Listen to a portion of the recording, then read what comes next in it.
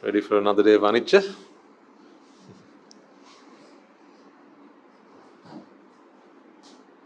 Let's see how it goes. I don't know, I promise anicca, then I start talking about something completely random, don't I? There's anicca in that as well, by the way.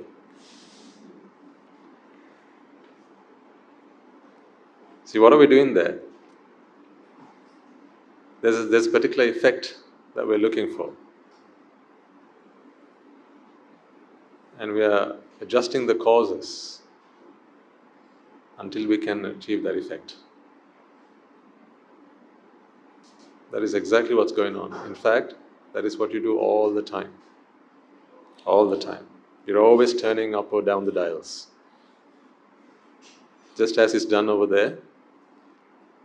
Turning up the dials, turning them down.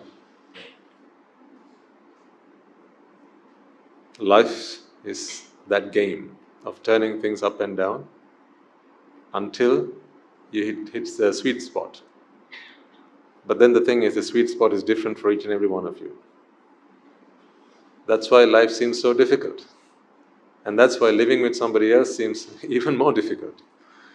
Because their sweet spot may not be the same as yours. And then again, that sweet spot is different for many things. The sweet spot for you when it comes to taste can be different to the sweet spot for you when it comes to your choice of holiday. Or maybe where you want to go tonight for dinner. Or maybe where you want to, what movie you want to watch. So many choices in life, aren't there? There are so many choices you have to make. And when you have to make it alone, it's hard enough.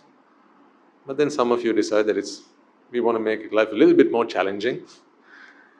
And then you find a companion, so you can make choices together. It's all right, I've been there, done that, so I know what it's like. And then after a while, a few pets come along, and then it makes it even more challenging, trying to find that sweet spot that ticks the boat and ticks it for all of you. And so, of course, life is a challenge. What we need to understand is how it is the phenomenon, the principle of anicca, that is working out all the time. Then we have no regrets, we have no worries, we have no fears, nothing bothers us, because we can simply understand the world through the lens of anicca. This will make sense to you more and more as we progress further in the dhamma. And that's what we are here for. I hope you've done your homework as well. Good, I see a few nods. I see a few people going like this. I see people going like this.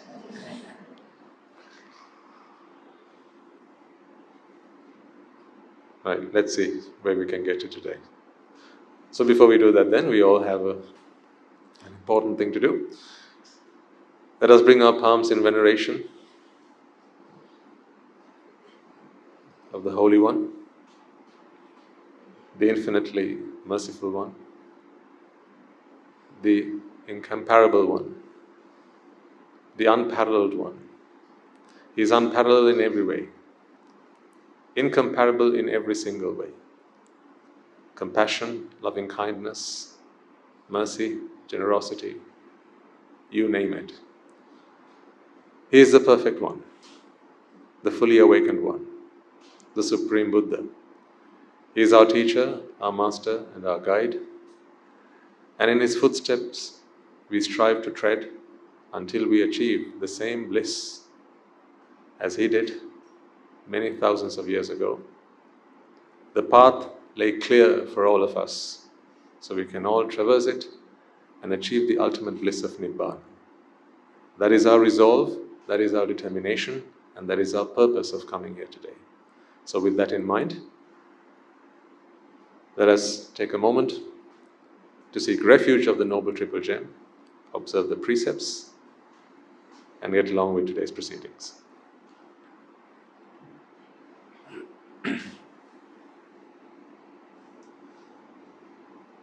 Namo tassa bhagavato arahato samma sambuddhassa. Namo tassa bhagavato arahato samma sambuddhassa. Namo tassa bhagavato arahato samma sambuddhassa. The purpose of these talks, ladies and gentlemen, is to help you redefine your philosophy for life. It's just that. Because your philosophy for life determines your outcome for life. Your life is a process, start to end. There was a start somewhere. We all know what that date was. It's going to end someday. We just don't know what that date is. But it's an expiry date that we don't know of. Some of you may never find that out. Well, it's possible. Sometimes, you just go into a coma and you don't even know what's going on. And then one fine day, that's it. All you know is you're in the next place, wherever that place might be. And you don't even know that the inevitable has already happened. So this is the process. But out of life we must get something. Shouldn't have done that. We all try and get something out of life. When you buy, say, a box of chocolates, there's an outcome you expect from that. You want to have your chocolates, and sometimes, after you've eaten all the chocolate, you even lick your fingers because you want to get every bit of the chocolate. Right? You paid for it, you want it. When you buy a bun or a burger, right, you eat your burger, and when no one's watching, what do? You lick your fingers because it's finger licking good, isn't it? When you buy a tub of toothpaste, normally in a normal, regular house, what do? When we still do it at the monastery, after we've used up all of the toothpaste, what do? Or are you too posh for that? What do? You cut it open, yes, and then you take all the whatever is left inside, you stick the toothbrush in there, and you get it all out, don't you? We still do that at the monastery. Heck, I learned that growing up. I still do that at the monastery. Even if I didn't do it in my lay life, I would do it as a monk, because, it's not my money. So I am duty-bound to make use of every bit that our generous devotees, this is not money that grows on trees. People work hard to earn their money. And then they have to do their accounts. They have to make sure that they have enough for themselves. They have to make sure there's enough to feed their families, to send their children to school. They have to make sure they have enough to treat their ailing mother. Right? And after all that is done, then they have enough. They set aside some for charity as well. Some people do it the other way around. They start off with charity, and that is a habit that was that we had as sea hailers. We started with charity because we realized that it is only what we give out in charity we actually get back in return. Our ancestors knew this. So the first part of whatever they earned, they set aside towards whatever their faith was, whether it's the church, the mosque, the kovil, the god, right, their deity, whoever it was. And of course, in our country, our forefathers, they set aside the first and foremost part of whatever they got, whatever something valuable they got, towards the Buddha Sasana. Right from the kings, it was a habit that we picked up. It was part of our culture. So in any case, when you get a tub of toothpaste, you get every bit of it. You want to make use of every bit of it. Even if you've paid for it, you know what I'm talking about because you've paid for it and now you want to make use of it.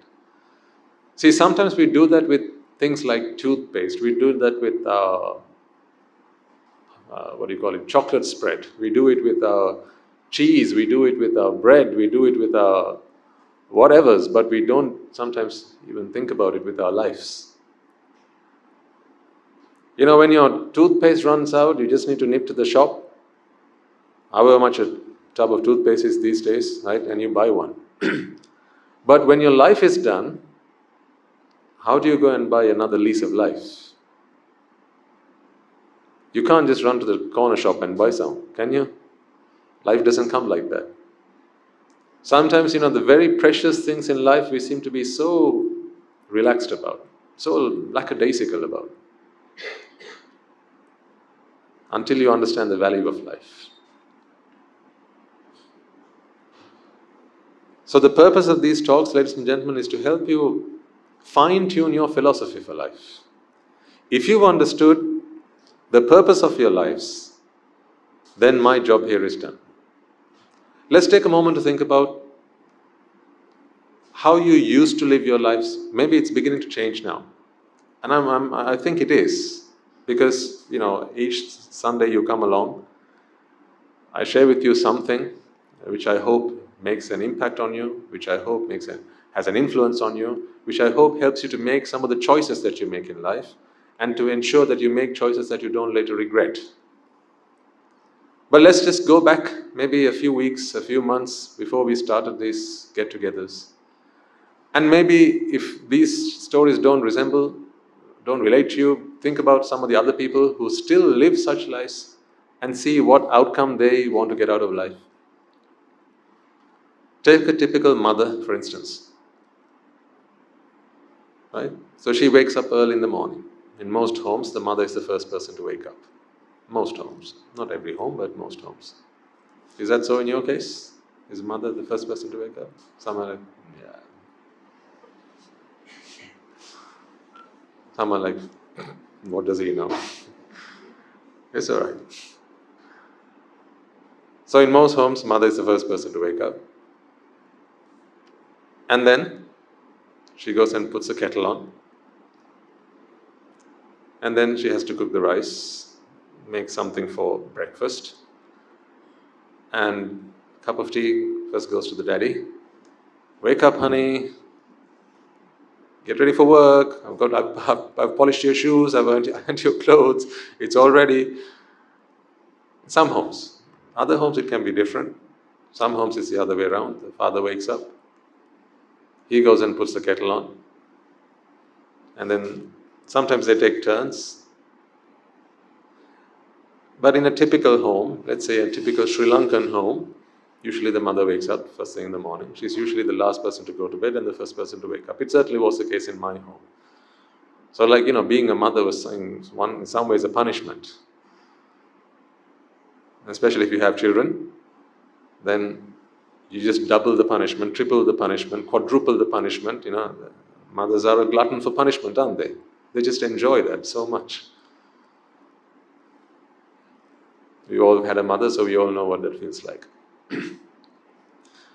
So a typical mother, she wakes up early in the morning and then puts the kettle on, prepares something for breakfast, gets everyone else up at home, and then she has to make sure that everyone's ready to leave, because they've all got to leave on time. And usually waking up the children is not something that can be done once, right? If you have one child, you wake them up how many times? For each child, how many wake-up calls? Yeah, the younger they are, the more difficult it is. Sometimes not so either. Sometimes, people never change. Growing up is just a number. Some people's attitudes never change. Right? If they're not happy to wake up, then they just don't change at all. But usually, about 2 or 3 times per child. And then if you have 3 children at home, that times 3. So you have about 6 times waking up. And the husband has to be woken up as well. Yeah? You know the drill. Okay. So then after that, pack lunch, get everyone ready, and then send everyone off. Now in our typical homes, the mother used to stay at home. But things are very different now, of course. Because more needs, more wants, life is a lot more complicated than it used to be. So mothers don't even have the privilege of being at home nowadays. Those days it used to be that the father was the hunter-gatherer. So he went out, he earned for the family, and the mother earned for the family as well. She earned for the family by saving up. Like she made sure that the leftovers were saved up for another day. She made sure that they had something grown at home. Maybe she had a little garden at home. She grew a few things, a few vegetables, maybe some fruits, so that those things didn't need to be bought from the grocery. And so perhaps in some homes they had cows at home and she used to milk the cows and all that, all those things used to happen back in the day. This is all back in the day. So we are taking a trip back in time, on a time capsule. It may never happen again in the future. May never. Because the world is moving at such a rapid rate. I think in the near future, we will have everyone going out to work. And, you'll probably have children who will be doing education in the morning, and then they'll be doing a job later in the evening. Maybe after 3 o'clock, 4 o'clock, young children as young as 16, 15, 14 even might be going out doing work, earning something for the family because life is getting very complicated. And because there are very few, resources are very scarce, resources are limited, but people's wants and needs are never limited. Mind you, their needs are limited, but their wants are not. That's right, isn't it? Your needs are limited. You have only the basic needs, just the same needs that I have. But people's wants are unlimited. So to keep up with your wants, you have to earn the means to provide them. And that is what's going on out there. People used to live very simple lives. If you in fact maybe recall your grandparents, talking to them, and them sharing some of the stories of how they used to manage their domestic lives. I'm sure Siya must have said many stories of how he would spend the evening with Achiyamma, sharing little stories. Your parents even. I think your generation is not old enough to have had parents or grandparents who had lost this part of our culture. But your parents perhaps would have shared stories with you, how they would sit down with their parents and listen to stories. Stories of the Buddha, stories of the great Arahants, stories of the old kings. But let me ask you this, do you have the time to share those stories with your own children? People seldom do these days. But you don't need to do that now because you have the television that does it on your behalf. Am I right? You have Facebook that does it on your behalf. You just have to get the child in front of an internet connection and they'll learn everything they need to learn about the world. Just not the things you want to teach them. They'll be learning what Mark Zuckerberg wants to teach them, or someone else out there wants to teach them. That may not necessarily be what you want to teach them. What a mother and a father want to give their children, it's hard to imagine that anybody else in this world wants to give them. It's so... These words are, unfortunately, so true, but it's ugly.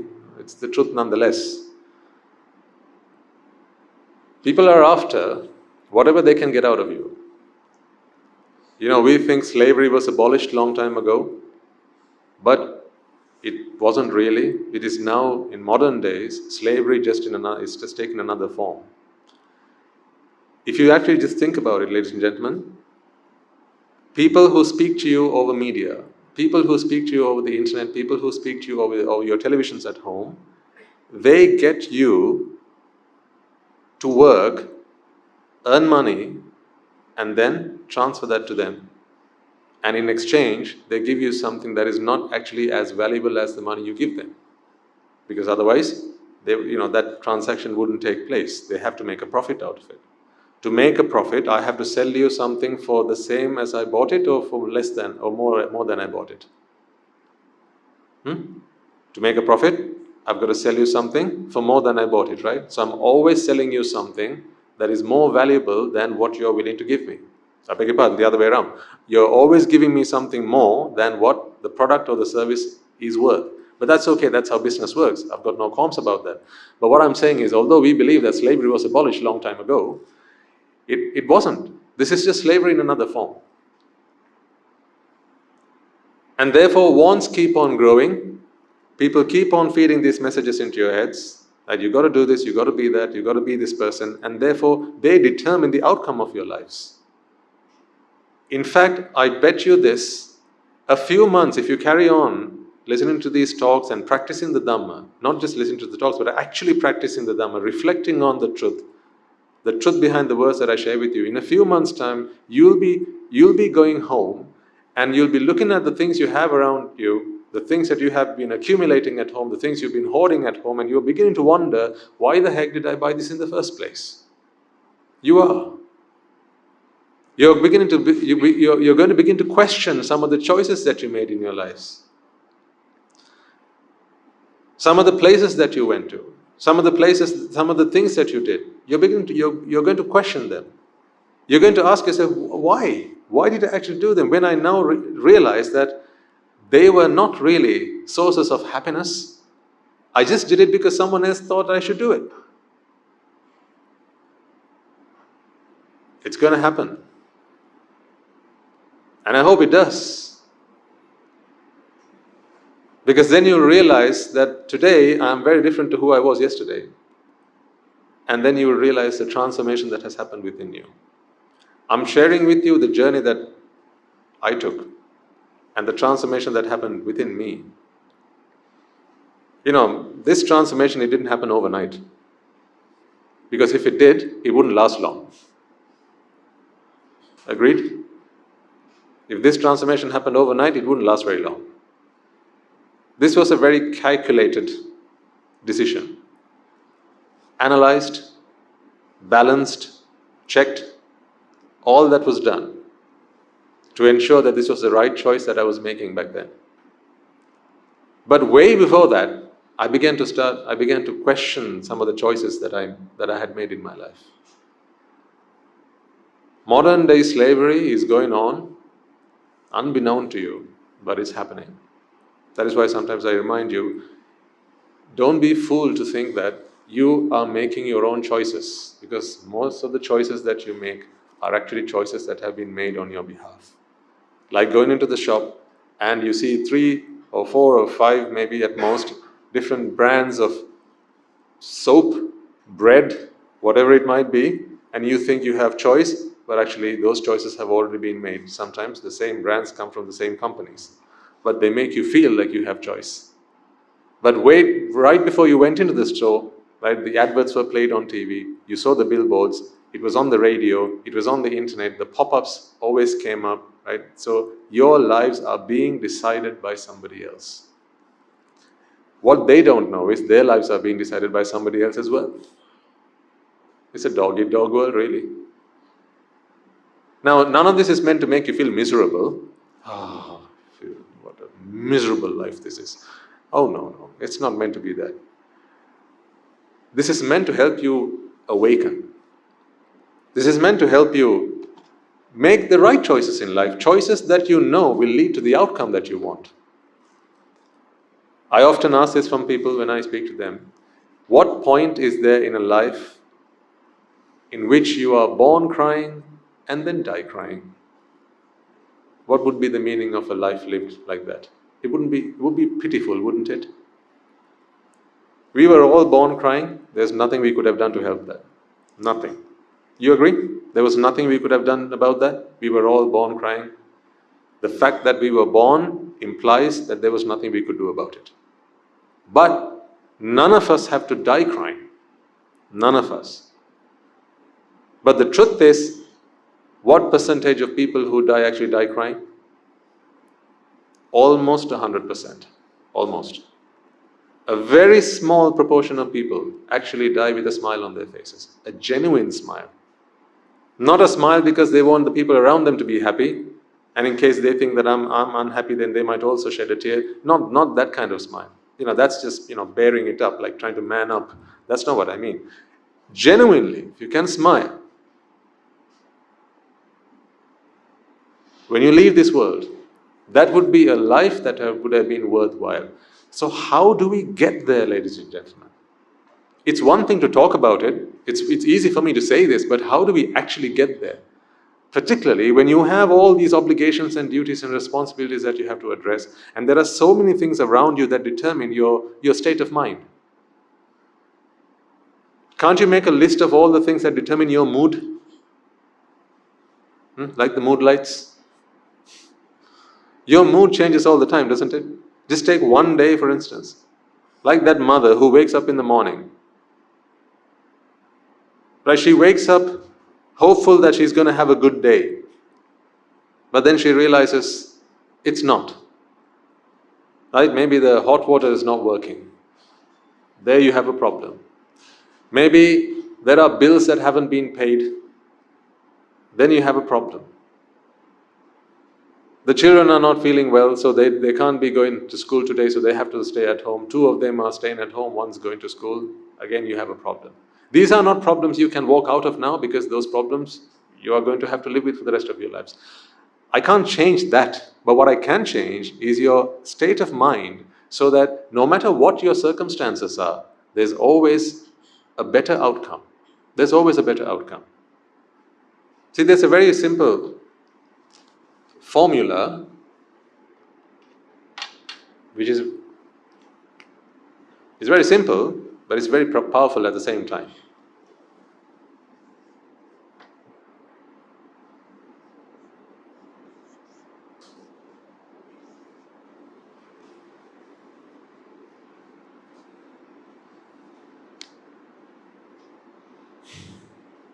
Can you all see that? What do you see on the board? E times R equals, that's not 0 by the way, that's O. E times R equals O. Unlikely I can help you change these things. The E's. Unlikely. For the E's to change, a lot has to change. But because these two, because the O is the outcome or the product of these two things, you don't have to touch this. You can simply change this and get a different outcome. So now you know what the O is. It's the outcome. If this is not easy to be changed, what do you think the E is? It's the event, absolutely. And the R? Your response.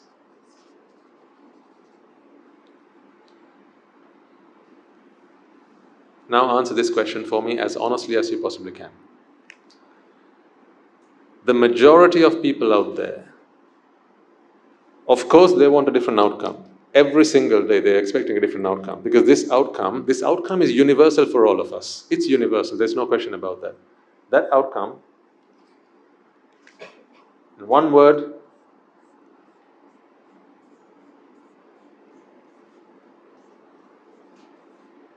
is it not? If we were to summarize the outcome for all of us in one word, it would be that, wouldn't it? Happiness. We just want to be happy. That's why we do everything we do. But tell me, most people in the world out there, which of these two factors do they typically try to alter, change to get to this outcome? The event. The event. The event is the external stuff. Most people are so busy trying to change the events that take place out there. But there are a myriad of events out there. There's a plethora of events out there. The events are infinite in number. And the more people and the more things that are connected to your lives, the more events there are that take place. What do I mean by these events? Pretty much anything.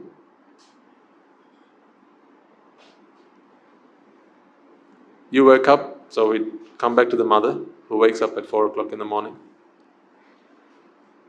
She thinks she's woken up at 4, but the alarm hasn't gone off. And actually now she's woken up at 5:30. So that was the rooster that woke her up, not the alarm. And then she realized, good God, it's 5:30. She had to have been woken up by 4, but now it's 5:30. Now the event has changed. This is an event. We've all been there when the alarm didn't go off, right? In that moment, if you don't have the right response, there is nothing you can do now to change the event.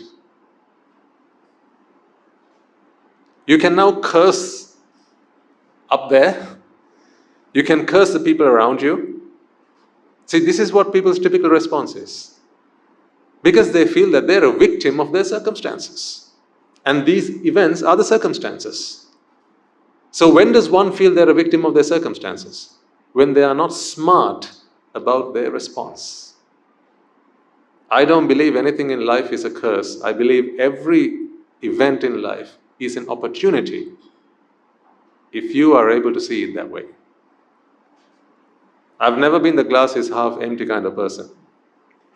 Thanks to my teachers and my mentors, they've always taught me to look at the glass being half full. And that positive attitude to life has really gotten me very far in many places. And even in my monkhood. My teachers today, my mentors today, they continue to show me that the glass is always half full. What that means is, let's not point the finger out there and try to sometimes change things which cannot be changed. If I can change my response to it, then I can get a different outcome. See, this outcome mainly are two. One is happiness, the other is grief, sorrow, sadness. These are the two things that your life balances on, right? You're either tilting one way or you're tilting the other. You're constantly trying to tilt your life in one way. And that way is happiness. This is a constant battle. You know this stuff. If you just take one example from this morning, right before you walked in here, when you got up this morning, there would have been plenty of things which tested you. Life is all but a test. It's a constant test. The test of, do you have the right response to life? And if you fail the test every single time, your outcome is going to be sadness, grief, sorrow. If you get the right response in life, then every single time your outcome is going to be happiness. It's possible. I'm talking about mental happiness, by the way. This hurts me just as much as it hurts you. Right? So physical pain applies the same for all of us. I'm not talking about the physical pain. We don't even need to worry about that because, physical pain is only going to be with you until you have a physical body. At the end of that, that's done. You needn't worry about physical pain. People spend far too much time concerning themselves about physical pain when in fact the bigger problem is the mental pain which amplifies and magnifies that physical pain. I've told you, I think I shared this with you last week as well, and I've been sharing. Whenever I get to speak to, if there's an elderly audience particularly, or maybe there are those who are physically unwell. There are some who come to us and they are terminally ill, for instance. I tell them, I can't change any of the physical aspects. You're ill, I can't change that. But much of the pain you're experiencing right now is actually psychological. This is mental. That we can deal with. But it's always best to deal with it before it happens. Just as they say prevention is better than cure physically, the same applies mentally as well. Prevention is better than cure. So before the problems come, it's better to understand the Dhamma. And there's a reason for that, folks. One key ingredient that you need to understand the Dhamma is joy. A peaceful state of mind. You need to be, not over the moon, But you just need to be okay. You need to be okay with things. You need to be, just like what you are now, right? Just right now. It's not like you're, feeling on seventh heaven. You're not on cloud 9, but you're okay, right? You're happy. You're okay. That peace, that state of mind, that joy is an essential component of understanding the Dhamma. This is what we call the prasada citta. That prasada is necessary to understand the Dhamma. See, that is what is lost when something happens in life, an unfortunate event happens in life, and then you are thrown into grief. So when there's someone who's grieving over their dead mother or their father, for instance, and they're shedding tears and, they just can't think of anything. They can't come to a peaceful state of mind. It's very difficult to preach to them at that time. Even if you're hungry, it's difficult to preach to you. Simple as. You'll have heard of stories where the Buddha received some people who came to listen to the Dhamma, and the Buddha said, please have him fed first, and then bring him back, and I will preach to him. Because when there's a lot of physical discomfort going on, your focus is always on that. You can't help that. Now, if you're hungry, if you hadn't had breakfast this morning, if you're hungry right now, when I start preaching to you, from time to time, your tummy is going to start rumbling, and that's going to distract you. It's going to keep drawing your attention towards that. So your samadhi is not going to build. See, to understand the Dhamma, you need to develop your samadhi step by step. I don't mean jhanas. You don't need to get into the first, second, third jhana or so on. But you need to have a certain level of samadhi.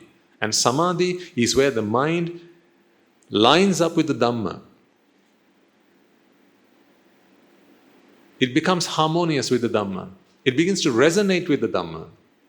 That is samadhi. So that state of samadhi is essential. So therefore, you must have taken good rest last night. So if you have a sermon in the morning, then don't be staying up too late if you can help it. Because if you start falling asleep, if you start feeling tired, then the effect of this sermon is not going to be on you as much as it would be if you were fresh and awake and alert. All of these things are essential. So from time to time, it's important that we discuss some of these things as well. And when you in the morning, don't take a heavy meal. Because what happens if you take too heavy a meal?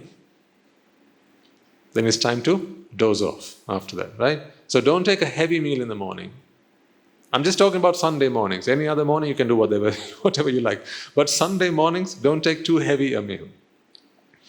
You just don't have to be here for a couple of hours, and after that, you get refreshments as well. So don't stay up too late on Saturday night. Don't take a heavy meal on Sunday morning. And come here fresh so you can be alert, because this is the time that you invest on yourself. All other times are invested on other things and other projects and other purposes and so on. This is a philosophy of life, or this is a formula that helps you to work out the right philosophy for life. A lot of people out there, ladies and gentlemen, they're always concerned about the event. Their response never changes.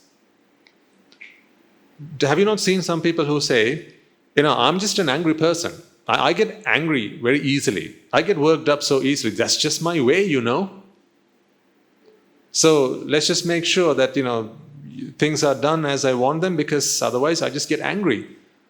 I'm the angry one. Like the Buddha is the compassionate one, the merciful one. At home you may have the angry one. Do you have them at home? The angry ones? Give me a virtual nod. Don't give me a real nod. Just a virtual one. That's fine. Thank you. There's the angry one. Sometimes for some people that is part of their pride.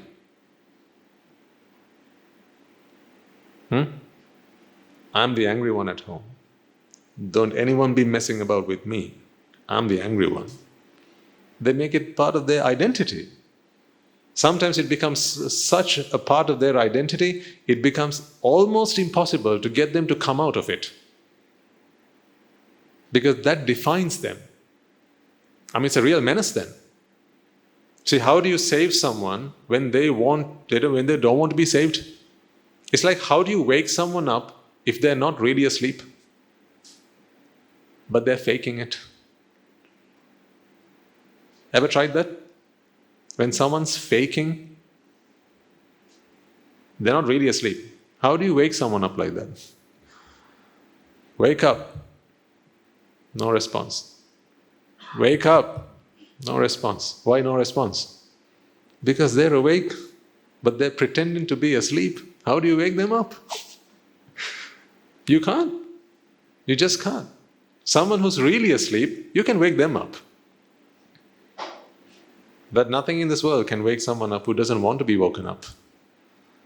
So never let it's okay that you get angry from time to time. It's perfectly fine. And that's why we come here. Yeah, we have problems. We all have problems. We all have problems we want to deal with. We want to sort ourselves out. That's why we're here. Right? So like you go to Alcoholics Anonymous, this is Raga, Dvesha, Moha Anonymous. We are here to sort ourselves out. And that's perfectly fine. I don't expect a room full of saints. Because a temple is not a museum for saints. It's not. It's a hospital for sinners. That's what it is. So this is our temple every Sunday morning, isn't it? You come here, you worship the Buddha, you worship the Dhamma, you worship the Sangha. So where the Buddha, Dhamma and the Sangha are there, that is the temple. So this is our temple on a Sunday morning. So I don't expect here to be a room full of saints. In fact, I expect a room full of sinners. Are you sinners? Hold on, I'll look away. Now answer.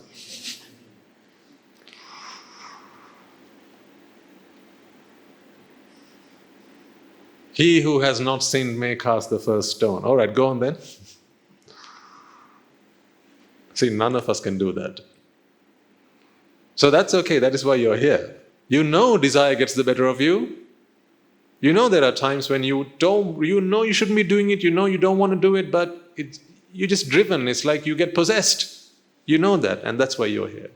You know you get angry, and that's why you're here. It's okay. You know you feel egotistical towards things. Sometimes you feel like, I'm the big one, I'm the better one, I'm the what do you call it, the Lord. Huh? And sometimes you feel so little. You feel so small. You feel like everyone else is better than me. I'm so insignificant. Everyone else is just better than me. Everyone else is smarter than me. Everyone else is cleverer than me. Everyone is more studious than me. Everyone else is more intelligent than me. I'm just nothing. I'm just nobody. Why do I even have to live in this world? Why don't I just off with myself? Sometimes we have people like that. If there's someone in the room who's got AIDS, are they okay to be here? What do you think? Yes. There's someone in the room who's gay. Is that all right? Absolutely. There's someone in the room who's a womanizer. Is that okay? Perfectly fine. There's a thief in the room. Are they okay to be here? They're okay to be here, just watch out your wallet. But they can be here, absolutely. Because that is what the sasana is for. It's for the thieves, it's for the murderers. It's for the philanderers. It's for the thugs. It's for the drug lords. That's what the sasana is for. Anyone who suffers from raga, dvesha and moha. There's a prostitute in the room. Is that okay? Is it? It's perfectly fine. So what? That's what the sasana is for. This is not a temple for saints. It's not a museum for saints. We are here because we are all sinners. We are trying to work on ourselves so that we don't have to sin again.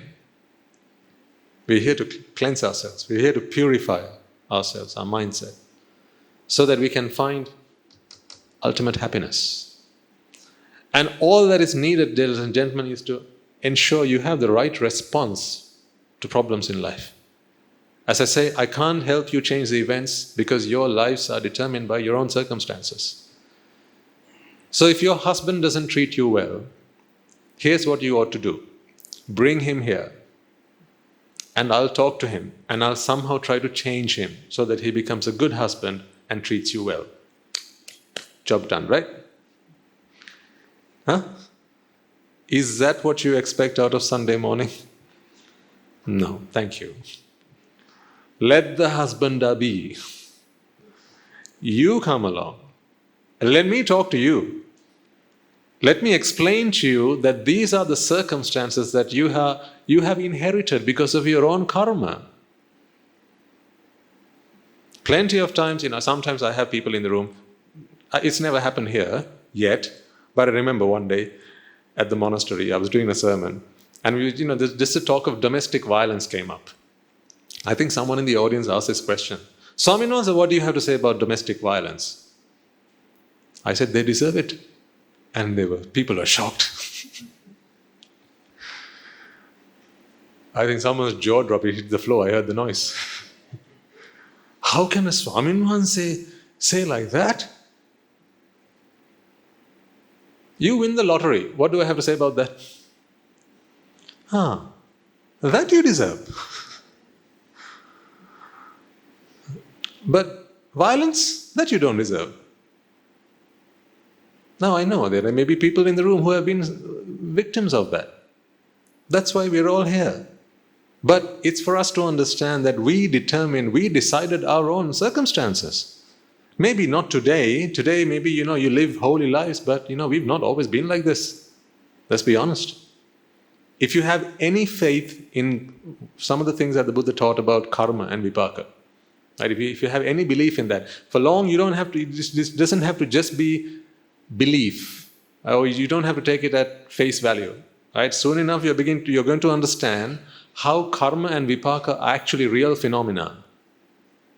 Right now it might be just because you read it in a book somewhere, or Swami Maharaj says, karma and vipaka is what determines, the events in your life.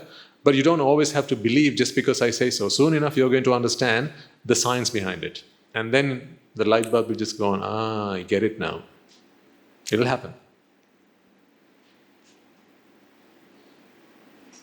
Whatever you get, that is what you deserve. Buddhist teaching is to help us understand that we need to have the right response to that. And the right response includes being equanimous about whatever comes our way. The 8 vicissitudes of life. There's loss and there's gain. There's fame and there's, what do you have, the opposite of that? Defamation, yeah? Then there's praise and there's insult. Yeah, you have both sides of this. And the Buddha's teaching is to help you to stomach it all, to accept it all in the same way. And see, all that is about response. How do we have the right kind of response so that no matter what happens around us, it doesn't impact our happiness? So this is not a plus, it's a product. So even if this goes up, 100, 1,000, 10,000, 100,000, 1,000,000, 1,000,000,000, all you got to do is have the right response. Make this a 0, and the answer is a 0. It matters not what the outcome, it matters not what the events are in your life. Now, the reason I'm asking you to think about this, ladies and gentlemen, is because I want you to question from yourselves, have you subscribed now to this philosophy? If not, I need you to do it as soon as possible. Have you subscribed to this philosophy? The philosophy of, let's leave the events as they are. Let's take ownership of our outcomes. Let's take ownership of our own lives and the outcome of our own lives, and start with making changes to the response rather than the events. Have you subscribed to that idea yet? Or do you still feel, yes, Swaminatha, I get the dhamma, I listen to the dhamma, but when I get home, I want my husband to be nice to me, I want my children to be kind to me, I want my dog to be obedient to me, I want my boss to be thankful to me, I want my neighbors to be understanding of me, right? Again, you go back home and you go back to your normal, regular, routine ways. Let's not let that happen. Otherwise, my efforts would be in vain. all that trekking from Ingiriya to Rajagiriya will be in vain if you don't start changing your response to things. The Noble Eightfold Path is simply a different response to the same events. That is what the Noble Eightfold Path is. Samma Ditti is first understanding this. That's it. See, I can break it down into very simple language for you. What is the Noble Eightfold Path? Changing your response to the same events that take place out there. That is the Noble Eightfold Path.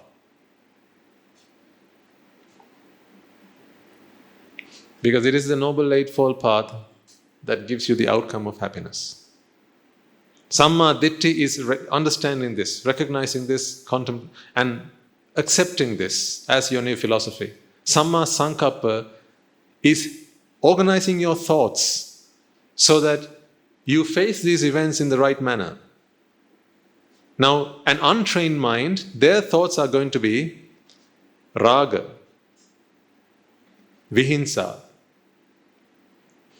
So vyapada, vihinsa, and kama. These are their thoughts. Kama sankalpana, vyapada sankalpana, and vihinsa sankalpana. This is miccha sankappa. So what is kama sankalpana? So kama is not necessarily the three-letter word that ends in an X. That's not that. Although most people think that when you hear the word kama, it only represents sex. That's not what it is. In fact, the word kama has a lot of depth and a lot of profoundness. Ultimately, you will begin to realize that your sense of self is also based in kama. But because we've learned a lot about, we've heard this word kama, we feel that it is to do with sensual gratification, especially the fifth sense. Not so. In fact, the word kama, if you study the etymology, these words, they have a reason why they have come together. That is why kama is called kama. The word kama actually means whatever you do that goes against Nibbāna, that is kama.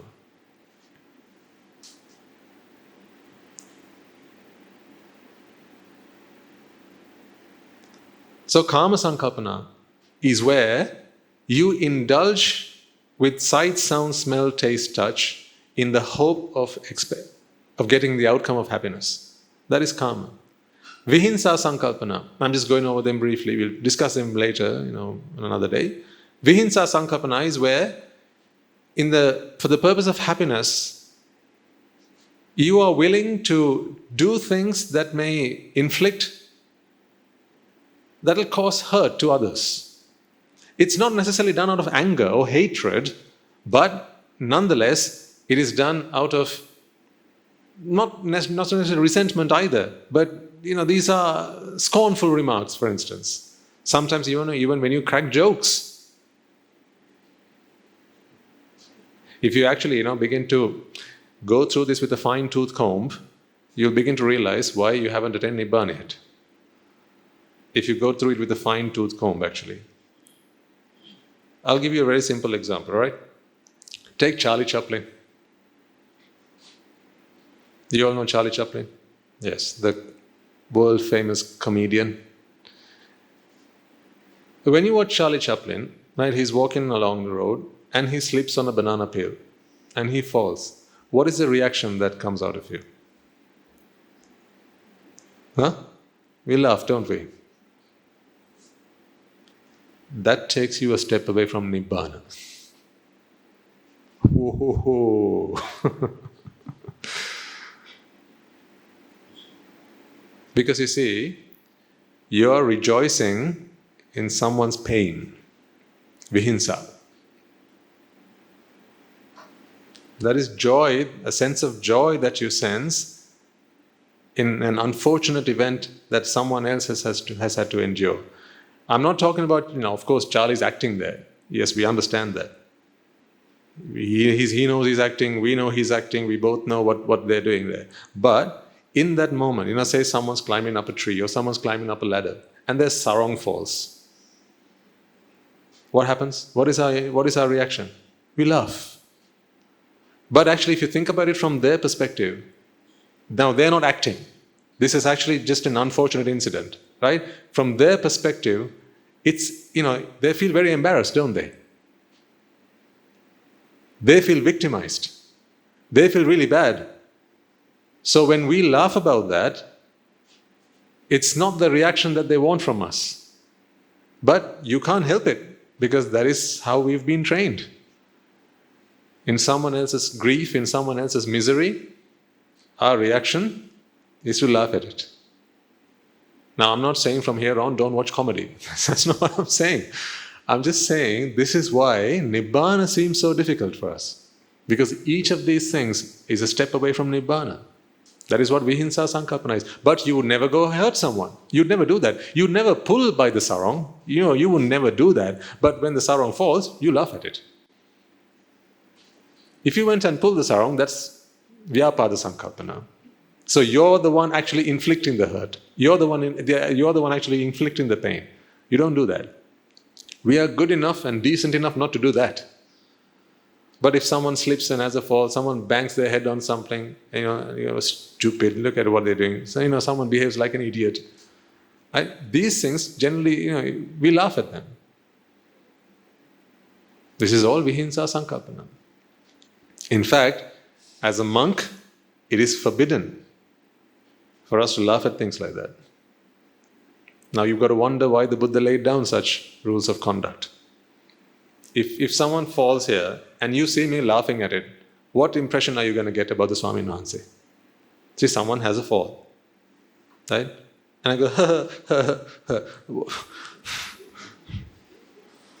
how is that going to make you feel about Swamin Wahanse? He's heartless, you might think. He can't relate to the person at all. He's in grief, he's suffering, and you're laughing at it. But we show it on TV and people laugh. See how TV has made it okay for us to sin in secret. The TV, the internet, if you were out there, ladies and gentlemen, and someone, say a woman dressed scantily was walking along, you know that any decent person should not be looking at that. You can't be ogling her. That you look away, at least out of common decency. But capture that on video camera, stick it on the internet. Now, who's there to police you? No one. See what the TV and the internet has enabled us to do? We can now sin and no one's watching. So we can sin in secret. We don't know that these things are happening to us. But unfortunately, it is what it is. I'm not against television. Technology is good. If not for the television, how would we get these talks to other people? How would they watch them? You would have to be here every Sunday, and from across the oceans, you'd have to get this far. But now, because people have a television screen, because people have the internet, they can listen to these talks right from the comfort of their own homes. But people don't always use it for that. I don't think the television was invented to spread the dhamma. Do you? Do you think the internet was invented so that we could preach to the whole world? Do you? No. Did you know that more than 80% of the internet traffic are two things? One, yes, what is it? Pornography, and the other, gambling. If these two industries were to collapse, you wouldn't be able to afford your internet bills, I tell you. So thankfully, there's plenty of pornography and there's plenty of gambling going on so that your internet bills are affordable. How much do you have to pay to get a fiber connection? Fiber. You're connected to the world at the speed of light. It should cost you an arm and a leg, shouldn't it? But what? For 5,000 rupees, 7,000 rupees, 10,000 rupees, something like that, you can get yourself a decent connection. Why? Because much of the cost is footed by those industries, pornography and gambling. It's what keeps the world going. So if they were to shut down, then life as we know it would be very difficult. So therefore, The organizations and the powers that be ensure that they thrive forever and ever and ever, so that people can exist and live happily. So this is the thing. As I always say, I'm not here to change the whole world. It wouldn't be right for me to go and say, stop pornography. Let's all fight against pornography and draw the line, pull the cord, cut it, stop it, seize it. No. Because the world we know it would change so fundamentally that in fact living would become almost impossible. If you were to stop gambling, life as we know it would change so much. It would become very difficult for you to even afford some of the basic necessities. It pays the taxes. Otherwise your tax bill is going to go, shoot through the roof. But thanks to tobacco, thanks to alcohol, right? You're paying at a level of tax. I know you're not happy about paying your taxes, are you? You ought to be. You ought to be. We all ought to be happy about paying our taxes. If you're going to have to pay it anyway, might as well do it happily. Mightn't we? Because it's an expense at the end of the day anyway. At least if you can make that, put that part aside, say 5% of your earnings is your tax, 10%, 20%, 25%, whatever. Whenever you pay your tax, it matters not who uses it and for what. If that is the tax that you have to pay, I don't know why I'm talking about this, I was going to talk about anicca.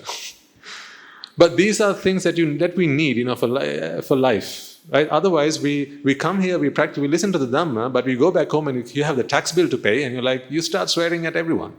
Right from the kings to the last peasants. You start swearing at everyone driving around. You say, I pay my taxes, but nobody's doing the roads. The potholes on the roads, the lights are not mended. You start complaining. If you had to build the roads by yourself without paying taxes, do you know that it would be impossible? That is what we do. The tax system, I'm not talking about whether, they swindle money, whether they use money for whatever, thing. That's not what I'm saying. It's our duty for each and every one of us to pay our taxes. When you pay your tax, if you have to pay your tax anyway, do it happily. Because at least that way, you're contributing to your nation. You're contributing to the success of your nation. You're contributing to everyone's comfort, and do it happily. You will earn some merits out of it. Whereas if you're paying your taxes and you're not doing it happily, I'm not saying you have to, pay more than you should. Of course, you needn't do that. But whatever fair share of taxes you have to pay, do that happily. Because if you're going to have to do it anyway, you might as well do it happily. Because what happens if you do it unhappily? We are back here. Don't be so cheap that you resent paying taxes. That's such a cheap attitude to have. Never be like that. The successful people in this life, in this world, they don't have regrets about paying taxes. They're happy about that. Because they contribute. They have a sense of joy, a sense of pride that I have contributed towards the development of my country. It might be that the tax money that is collected is used in many wrong ways. But that's not for you to worry about. Because you're going to have to pay it anyway. So you might as well do it happily. How did we get into taxes? How did that come about? It's one of those inevitable things in life, right? No matter what conversation you have, it always ends back in taxes and politics. Let's come back, trace our steps back. As I was saying, anyone with any problem is welcome here. Anyone from any walk of life is welcome here. I know that in our audience we have people who are not of the Buddhist faith. We have people who are of different religions, and that's perfectly fine. There are some in the audience who come up and say, Swami Nuhansa, I can only come every other week. Because every other week I have to go to the church. I'll come every other week. Is that okay? I said, perfectly fine. Because as a good Christian, as a good Catholic, I have to go to the church and I have to fulfill my duties to the church. Absolutely. Don't you agree? Yes. You must. If you are a Muslim and you're expected at the mosque, you have to go and fulfill your duties. Fulfill your duties. Fulfilling our duties is not an optional part of life. That's not optional. Fulfilling our duties and responsibilities are a mandatory part of our lives. If we are here, if we are born into this earth, right, and God has been so kind as to give us this life, by God I mean Vipaka, but you can interpret it in any way you want. If we have been fortunate enough to be born, then it is our duty and our responsibility to fulfill our duties to the fullest, so that you don't have any regrets. I'd hate for you to be the person who goes to bed at night worrying that the tax collectors might come knocking on your door. Why live in fear? It's not worth it. For a few thousand rupees, it's not worth it. I mean, look at how much you spend in the name of happiness. Excuse me. You bought yourself that new car. You bought it, I think someone told me that the tax regulations are going to be changing soon enough. Maybe that's why we are talking about tax. I just realized. Someone said the tax regulations are going to be changing and everyone's going to have a tax profile or something like that. Right? And if you own land and if you have a vehicle, something like that, you have to have a tax file. So I think paying taxes is going to become an integral part of everyone's life. I don't earn anything, so I'm free of tax. Haha. So I don't have to maintain a tax file. I have no land to my name. I don't have a cent to my name because everything I had, I sold all that to buy the property on which the monastery is built today, and even that land doesn't belong to me. It is bought and it was offered to the Buddha Sasana. We have a charity trust at the monastery. It's not mine. None of it is mine because I haven't come into this world to collect and gather and accumulate and call my value by the things that I own. Today I sleep peacefully. Do you? I sleep very peacefully, ladies and gentlemen. Any price is worth paying for that. To have a peaceful night's rest. I have no fear. I live in no fear. I have no debts. I don't live in fear. I don't walk around every corner wondering if the debt collector's behind me. I don't. Now you'll say that's because you're a Swamin and say, how can we as lay people? Yes, I understand. That's why I'm inviting you.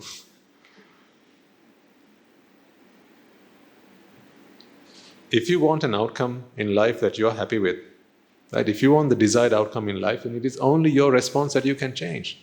Yes, you can't all become monks, and it wouldn't be, it would be unreasonable to expect that you'll all become monks one day. It's not right, but one day you will. Maybe not in this birth, maybe not in the next birth, maybe not in 300 births, but maybe the one after that. We are all destined for Nibbāna. But you don't have to become monks to attain Nibbāna either. You can do that quite well in your lay lives as well, as long as you keep your mind at the right response. Your response is what determines your outcome. Because we can't go changing the events because these rocks that keep falling on our heads were chucked in the air way before. And now we just have to face the consequences. If you throw a stone up in the air, is there any force that can stop it from falling onto the earth? There isn't. So if you're stood under it, it's going to fall on your head. You can change your response by not being there, so therefore it's not going to fall on your head. The Buddha's teaching was that. There are things in life we've done, even in this birth. I'm sure most of you, if not all of you, right? Let's say there's one person in the room who's always been a saint there throughout their lives, and who's that person? That person is you. I'm talking about everybody else, all right? Everyone else in this room, if we take a walk back in our lives, there are plenty of things we've done. Today we regret them. Today we are not happy about them. We are not proud of them. Those were our weakest moments. Those are the moments in life that we are shameful of. In fact, we don't even talk about it with other people. There are secrets in our lives. I'm sure there are. Secrets that no one knows but you do. No one knows. But your conscience knows. I did this. Nobody else knows. And today you suffer because of that. The teaching can help you free yourself even from that. All you got to understand is the dhamma, because the dhamma helps you to come out of yourself. Excuse me. And it is for that purpose, that is what I said right at the beginning of this talk, we are here to help you redefine the philosophy for your life. That is why we all come here together. Get the right attitude for life, get the right philosophy for life, have the right response to life, and no matter what those events are, your past events may sometimes come back and haunt you. That's okay. It's not the reminder that is bothering you. It's your response right now. Say when you were younger, right? Maybe say, okay, not younger, maybe 5 years ago. You cheated on someone, on your partner. Let's say, your wife, your husband, your partner, your girlfriend, your boyfriend. You cheated on them 5 years ago. And today you are reminded of it. My task is not to stop your memory or erase your memory. So I'm not going to electrocute you. I'm not going to take, out your memories from your memory bank and somehow try and make you forget that. I'm not going to hypnotize you and say, go back to 5 years. Right? That event never happened. Right? Come back. Now, you're in the present moment. Did that event happen? No. It's not about that. I'm trying to help you to be okay with whatever has happened in your lives. But those events will come back to you, ladies and gentlemen. They may come back to you. So if you've cheated on someone, then someone might cheat on you. It's tit for tat. The karma world is such. What you give, you get. If you've caused someone grief, if you've caused someone agony, then chances are you're going to have to face that. But the Buddha's teaching helps us to purify our minds so that mentally you don't have to suffer. Physically, I can't help it. Can we cut a deal there? I can't help you to be free from your physical pains. If you've hit someone, you're probably going to get hit. Probably. But mentally, if you've starved someone, you're probably going to have many days of starvation. The Bodhisattva, right, in the last 6 years before his becoming a Buddha, you got to wonder, right? Someone as meritorious as the Bodhisattva, who's, this is his final birth, for all the perfections that he would have fulfilled by that point. Remember when he was offered that sweet cakes? There's a story in the Buddha's life. He was offered a cake, and behind him was the great elder Kashyapa, Mahakashyapa, right? And then there was an old lady who offered a sweet cake to the Buddha. And then this lady, she waited, and then right after the Buddha walked past, who came along? The Kashyapa came along. Because the two of them are very similar in the image, the lady mistook the Buddha for Venerable Kashyapa. And then she realized, I actually had offered my cake not to the person I wanted to, but to somebody else. Who's that somebody else now? The Buddha. She wanted to offer it to the Venerable Kashyapa. This was actually one of the reasons why the Venerable Kashyapa ultimately decided that he was going to take himself away from civilization and live in a jungle, away from everyone, because he realized that people mistook him for the Buddha, and offerings that were intended for the Buddha were made to him. And he didn't want that. Just think about the greatness.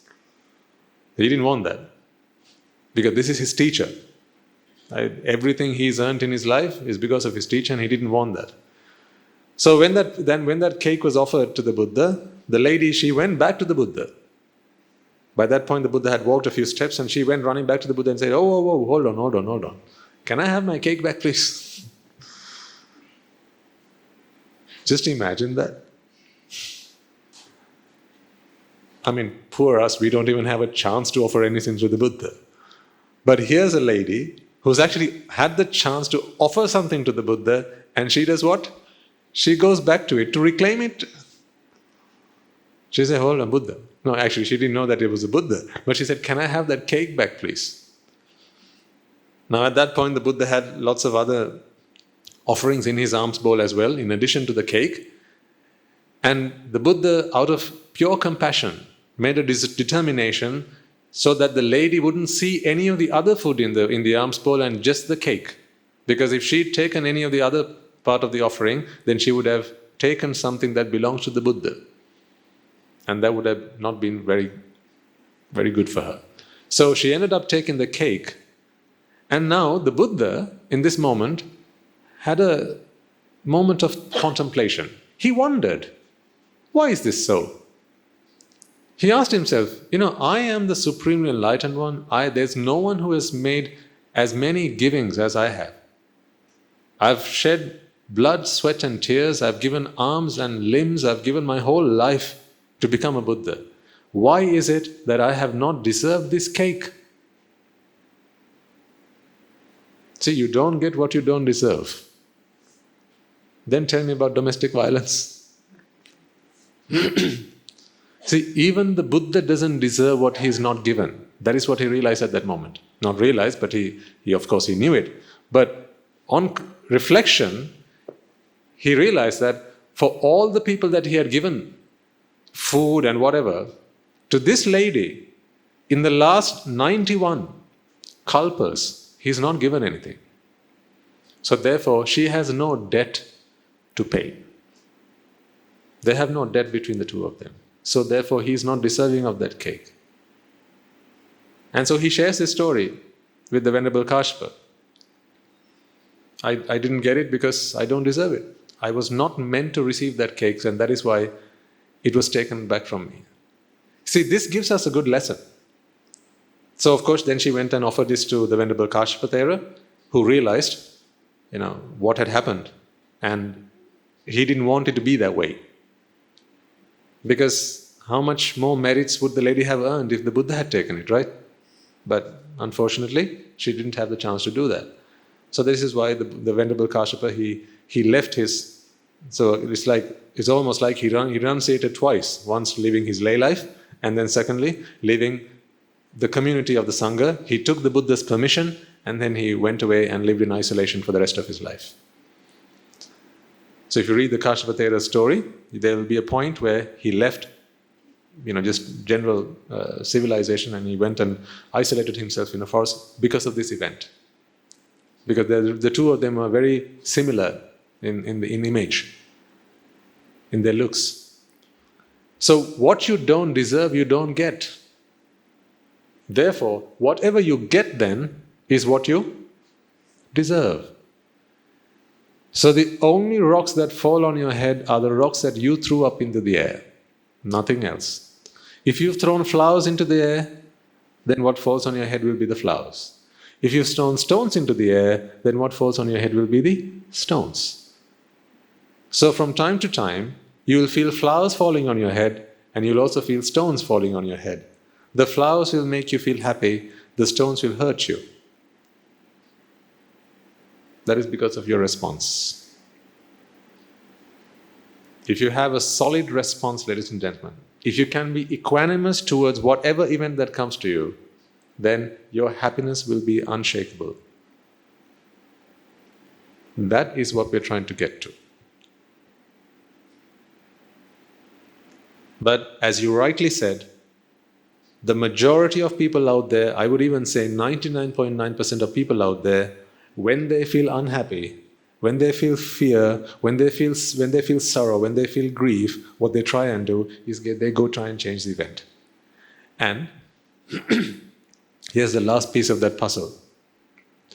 In changing the event, they actually do even more karma. That is why it's a vicious cycle.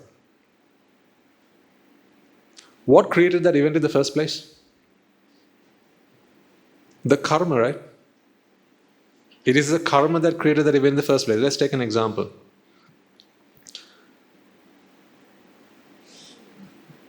Someone borrows some money from somebody, okay? With intention to pay it back.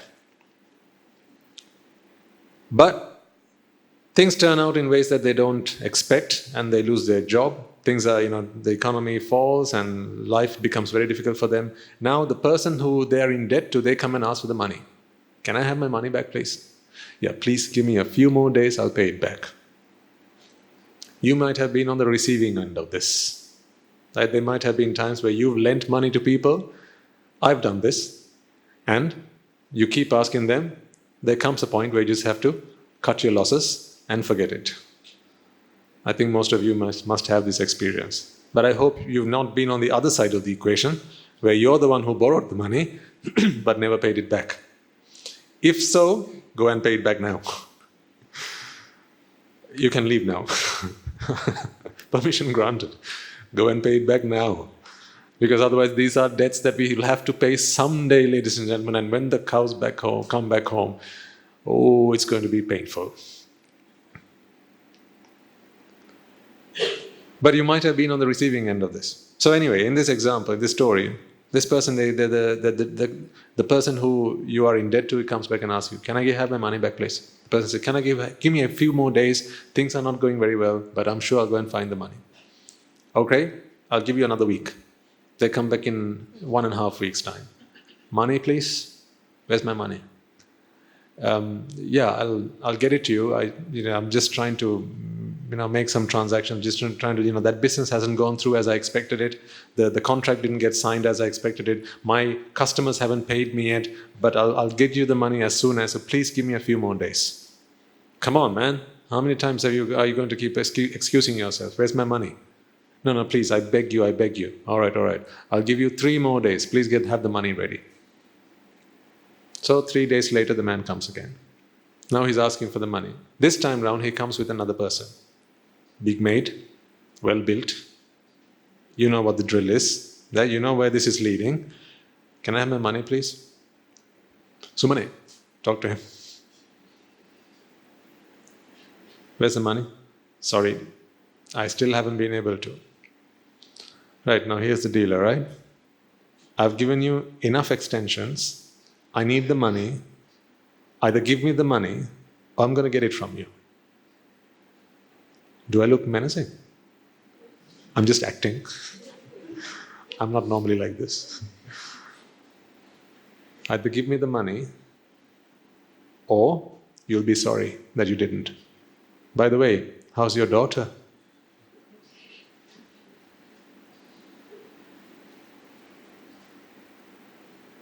She's only 12, isn't she? Would be such a shame if something were to happen to her, right? I'll come back tomorrow for the money.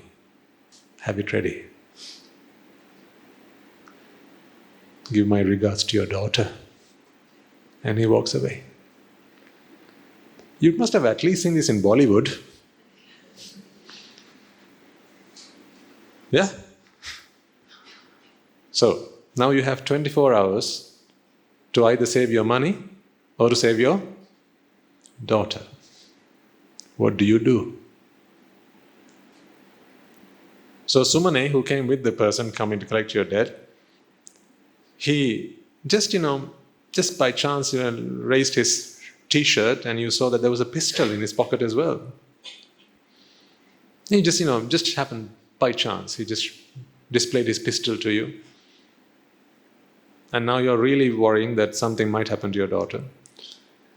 And 6 hours later, you also get a phone call. Tomorrow I'm coming. By the way, is your daughter? Where is she now? She okay? Just give her my regards.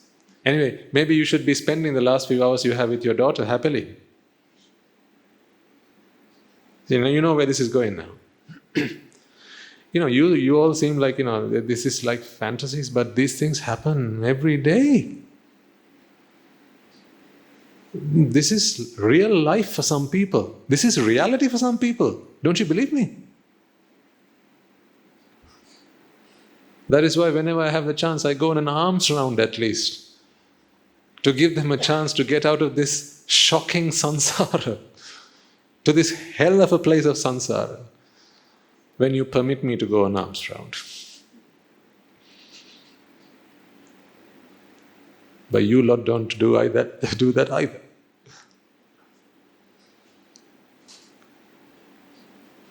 But this is reality for most people. For you, life is okay, life is good because of your merits. But a lot of people out there, they live in utter fear. Debt collectors come in knocking on their door saying, I'm going to kick you out of your house. I need you out by tomorrow. People come in threatening to kidnap their children, threatening to take their lives. For some people, this is just the normal life for them. And you wonder why some people live like thugs. Why people start doing drugs. Because when so much pressure builds up in a mind, a mind is a mind, isn't it? If you're a doctor and your mother dies, what do? You cry. If you're a beggar and your mother dies, what do? You cry. If you're a rocket scientist and your mother dies, what do? If you cry. And if you're a 6-year-old and your mother dies, what do? You cry. So you see, a mind is a mind is a mind. It matters not how educated you are. It matters not how much wealth you have. It matters not whether you're a king or a peasant. When suffering comes, the mind suffers. That's it. So now tell me, what choice does this man have? If he's not an upasaka, he never goes to the temple, doesn't believe in the dhamma, doesn't believe in Nibbāna, doesn't believe in karma vipaka, but he loves his daughter dearly, and he can't find the money either, there's only one outcome that he can see. Before they get their hands on my daughter, I have to do what?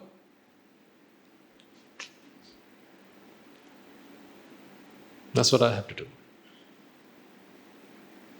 Before they get their hands on my daughter, I have to do away with him. That is the response. This happens all the time. This is maybe an extreme case, but these things and similar things happen. What they don't realize is they're now committing another karma. So if they do something like that, you see, it matters not why you do the karma. If you kill, right? If you steal, if you lie, and the intention is to lie, the intention is to steal, the intention is to kill or to lie or to steal, whatever, right? It matters not how difficult your circumstances are. You can't apply for extenuating circumstances. You can do it for your exams, but you can't do that in the book of karma and vipaka. You can't say, well, life is really difficult, that is why I stole. Life seems unfair, but that is the truth. How poor must you be so that thieving is justified? How poor can you be so that theft is okay? How poor? How terminally ill must you be so that, or your mother should be, so that if you can't afford the medicines that you have to give her to treat her, or at least to extend her life and make the last few years of her life livable, how terminally ill must she be so that if you can't afford it, you can go and steal the drugs from the pharmacy and give it to her? At what point does it become reasonable? Does it? Not at all. Giving her the medicines is a meritorious deed, but thieving is an unmeritorious deed. See, unfortunately, ladies and gentlemen, in the world of karma and vipaka, the two don't balance each other out. This is not an equation. So doing more ping doesn't balance out the power. It doesn't work like that. Each event is its own. So whatever merits you've done will reap as merits, as rewards.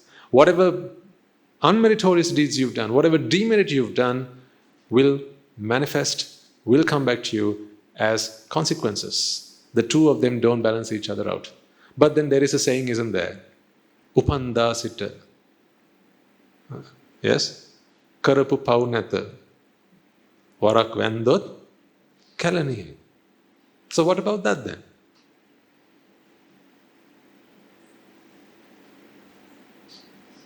People believe that if they go to the Kalani temple and you worship just once, all the unmeritorious deeds that you've done right from your birth is washed away. But the Buddha's teaching does not agree with that.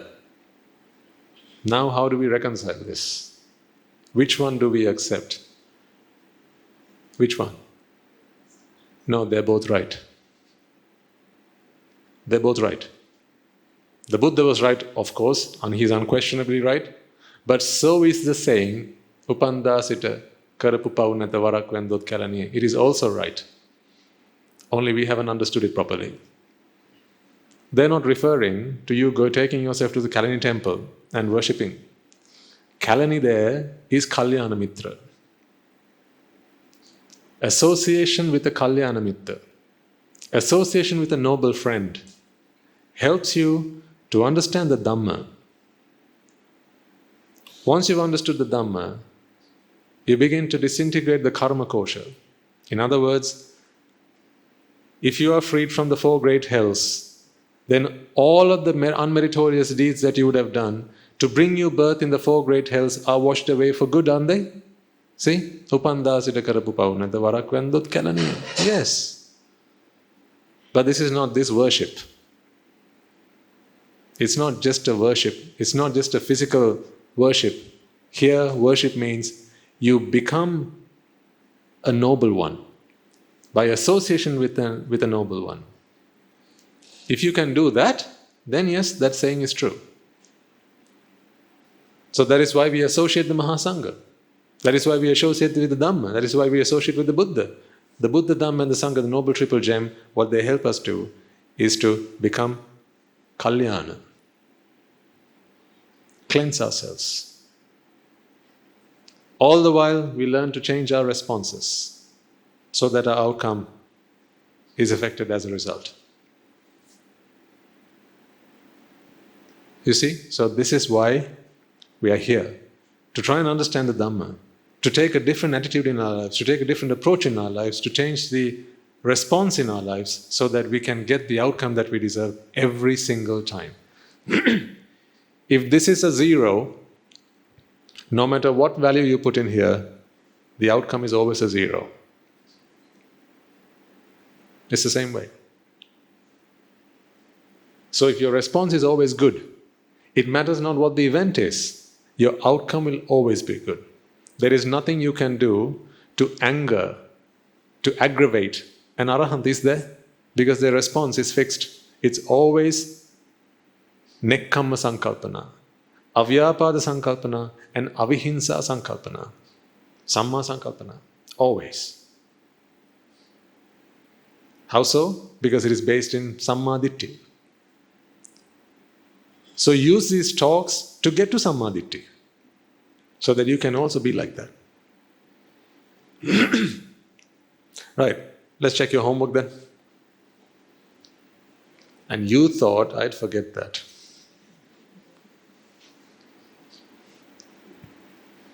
Have you all done your homework? We talked about what last week? Yes, the present continuous tense. Remember? Yes. So why am I talking about this now? To help you to come to the right response. That is why. If your response is nekkamma sankalpana, avyapada sankalpana and avihinsa sankalpana, then that is the Noble Eightfold Path. Remember, by response I mean the Noble Eightfold Path, nothing more. Just the Noble Eightfold Path. The Noble Eightfold Path never leads you to suffering. It always leads you to happiness. Excuse me. But the Noble Eightfold Path starts where? At Sammaditthi. Sammaditthi is right view. Right view is all I can give you. I can't give you anything else. Honestly, I can't give you anything else. It's not because I'm stingy. It's not like I've got a lot more but I don't want to give it to you. No, Sammaditthi is all I can give you. It is what my teachers have given me. I can't give you anything more than that. The rest of it has to happen within you. Sammaditthi is all I can give you. So let's get into a little bit of Sammaditthi before we conclude for today. Last week we talked about living being. The point I was trying to make was that these are things that are happening right now, as we speak. So there are no done things, they're all things that are happening right now. Remember? Let's take one or two examples, and I have a video that I want to show to you as well. So I asked you to think about a few things, maybe a handful of things. I think I'm going to have to live with it for the rest of my life. What I give is what I get. What can I do? This is my vipaka. I have to accept it gracefully. But that doesn't mean I don't try and treat it. And many of you have been very kind to suggest and also offer medicinal things to help with that. So I've got plenty now. You don't need to bring any more. Thank you. You're so kind. You know, whenever you see someone in pain, you see someone suffering, you want to do whatever you can. So I'm okay for now. But I think this is going to be there for a while. But the sermons can't stop. Unfortunately, the best medicine is to stop speaking. That's what the doctors say. Stop speaking for a few weeks and you'll be fine, they say. But if I do that, then how can I give you sammadipti? Or write it on a piece of paper and pass it, Maybe print a tute and give it to you. It doesn't work like that. It has to come through your ears. It has to be the spoken word. It cannot be the written word. Because I have to engage with you. This has to be a live transaction. That is why your presence here is very important. Not for me, but for yourselves. That is why I want you all to be engaged in our conversation. Be alert, be attentive, and try and get the most out of this. And a lot of you are making good progress. I can see that. Well, the very fact that you bring yourselves here every Sunday morning, first 2 weeks, understandable because it's new, your friends want you to come along, right? The next few weeks, you got a free sandwich, makes sense. Come on, Swami. Master, don't stoop us to that lower level. But by now, you can't be coming here for the sandwiches. I don't think so. You're coming here for panacea. Aren't you? You're coming here for the elixir of the dhamma. Right. So, a few examples. Let's take a car.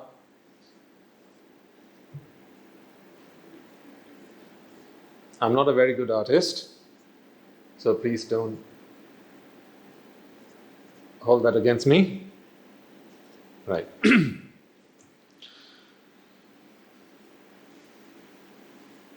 This is a car. Is it a car? It's carring, isn't it? Now, I'm not writing caring. It's carring. Meaning, in every moment, the causes are manifesting a car. So this car didn't come out of the manufacturing plant.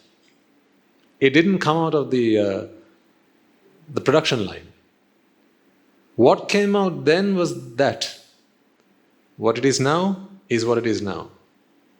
These causes are manifesting. Manifesting, not manifested. It's happening right now. So if I ask you to touch the car, which part of the car would you touch? Oh, actually, I ask you to touch the car. Go and touch the car. Virtually. Yeah, I know. I'm not asking you to come up here. But if I ask you to touch the car, where would you put your finger? Here? Can you see it from the back? Do you want me to draw it bigger?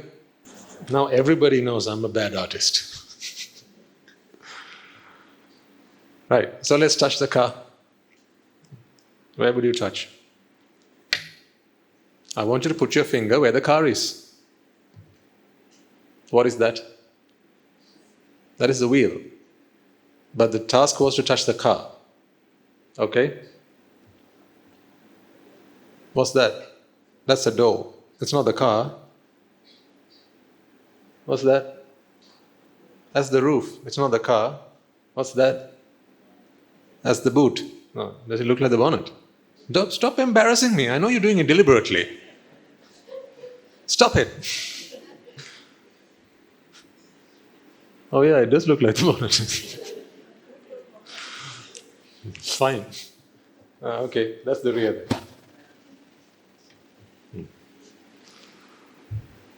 I have to save myself. Okay, right. So that's the bonnet. Okay then, how about this? That's the light. That's the grill. So which part is the car? Here's what we'll do. Now what's this again? It's the wheel, right? It's not the car, is it? It's the wheel, right? Well, all we need is a car. We don't want the wheel, we just want a car. Let's take it out. I mean, why do we bother with wheels? We want a car, don't we? Let's take out the wheel because it's not the car. Right. Let's try and find where the car is now. How about, okay, I still have to keep the arch, right? How about this? That was a light. Is it the car? It's not the car. Well, all we need is a car to get from A to B. We don't need lights. So let's take the light out. This one, well, one wheel was accounted for. Then we know the drill is the same with the other wheel. So let's take that out as well. We don't need the wheel, right? Because we only need the car. Where do you think we are going to get with this? The way we are going, where are we going to end up? There's going to be nothing left. Yeah? So in trying to find the car, you're going to take out everything else and then you're going to be left with nothing. So where is the car then? Let's put those parts back together again.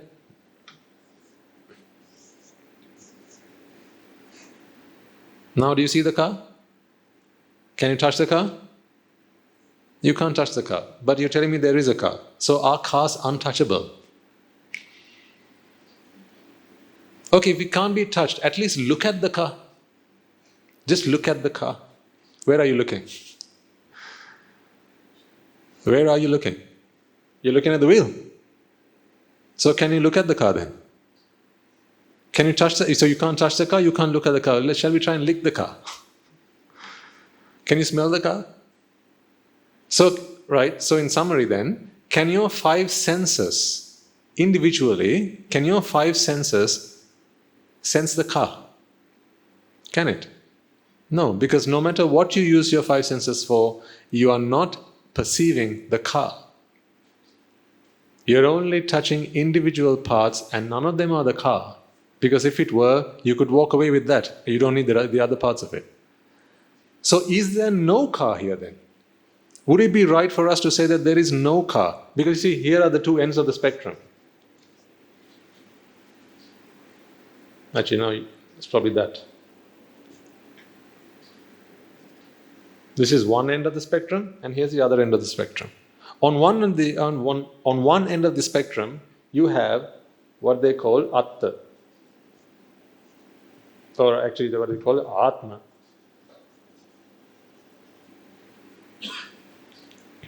Means there is. There is. There is a car. Is there a car? If there is a car, touch it. And you say you can't do that.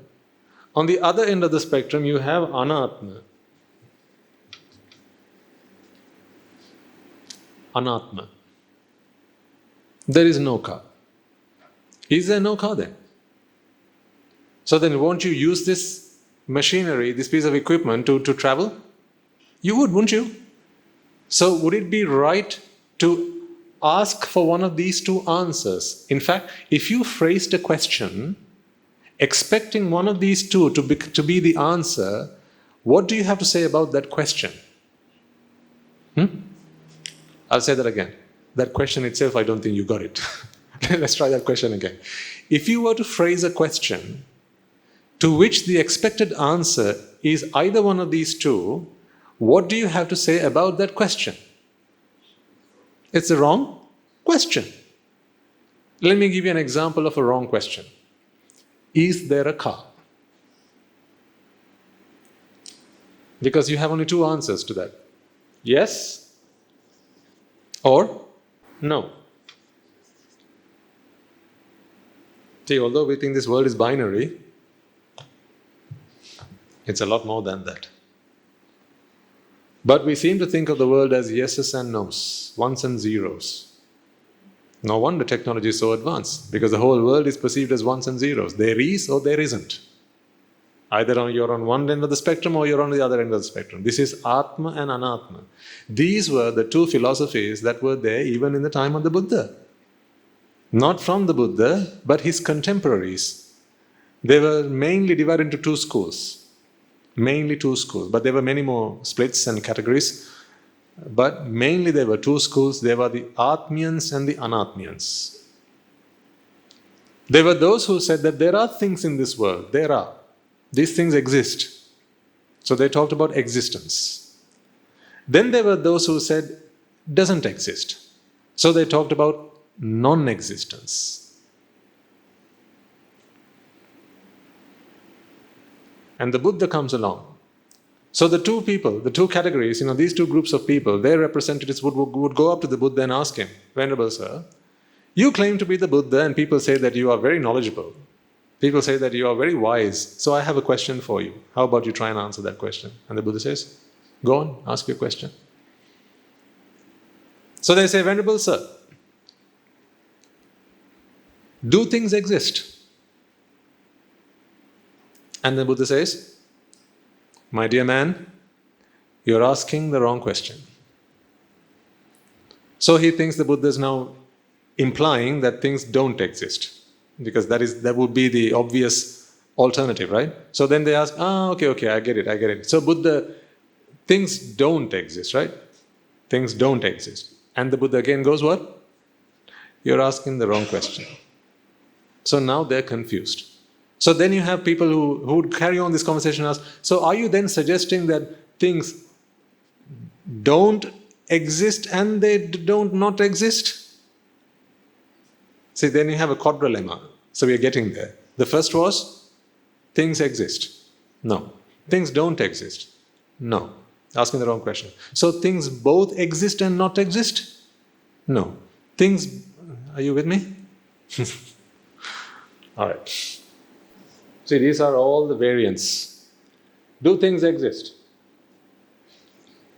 If the Buddha says yes, they walk away thinking that this is a world in which there is existence. That is what they're expecting. That is why they're asking the question, do things exist? And the Buddha says, you're asking the wrong question. Then they ask the next question. So things don't exist, right? Don't things exist? So they're expecting the Buddha to say yes to that. And the Buddha says, no, you're asking the wrong question. Then they ask the next question. Okay, so now they're on a dilemma. Then they go into a trilemma. Next question. So you're suggesting, Buddha, then that things both exist and don't exist? No, you're asking the wrong question.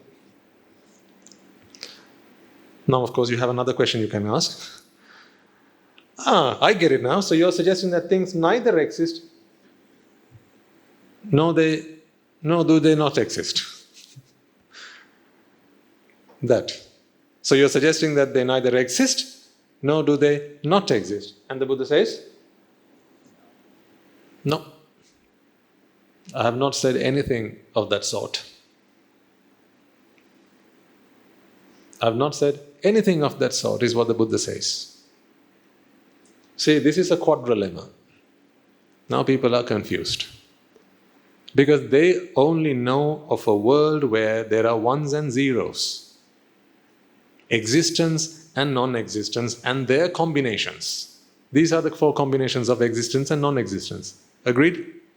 So therefore they ask questions of the Buddha, expecting the Buddha to agree with any one of these combinations. And unfortunately the Buddha says all of these questions are wrong because your understanding is fundamentally flawed. It's a bit like this. I'll try someone in the audience. Is that all right? Any volunteers? Okay, let's try. Sir, do you mind if I ask you a question? All right. I know you have a son. Do you have a daughter? Okay. So this gentleman, he doesn't have a daughter. Okay? My next question. How old is she? No. How old is she? And he says he doesn't have a daughter. Answer my question, please. How old is she? Is she 5? Do you see my questions are fundamentally based on a flawed thinking? Any question I ask about a daughter that the gentleman doesn't have is fundamentally flawed, isn't it? So when people think that in this world they have existence and non-existence, all questions they ask in relation to existence and non-existence have to be flawed. They have no base. It's like me asking you about your pet puppy and you don't have one. So I can't ask the gentleman, did your daughter go to school today? He says, no. So didn't she go to school today? He says, no. So did she both go and not go to school today? He says, no. So did she neither go nor not go to school today? He says,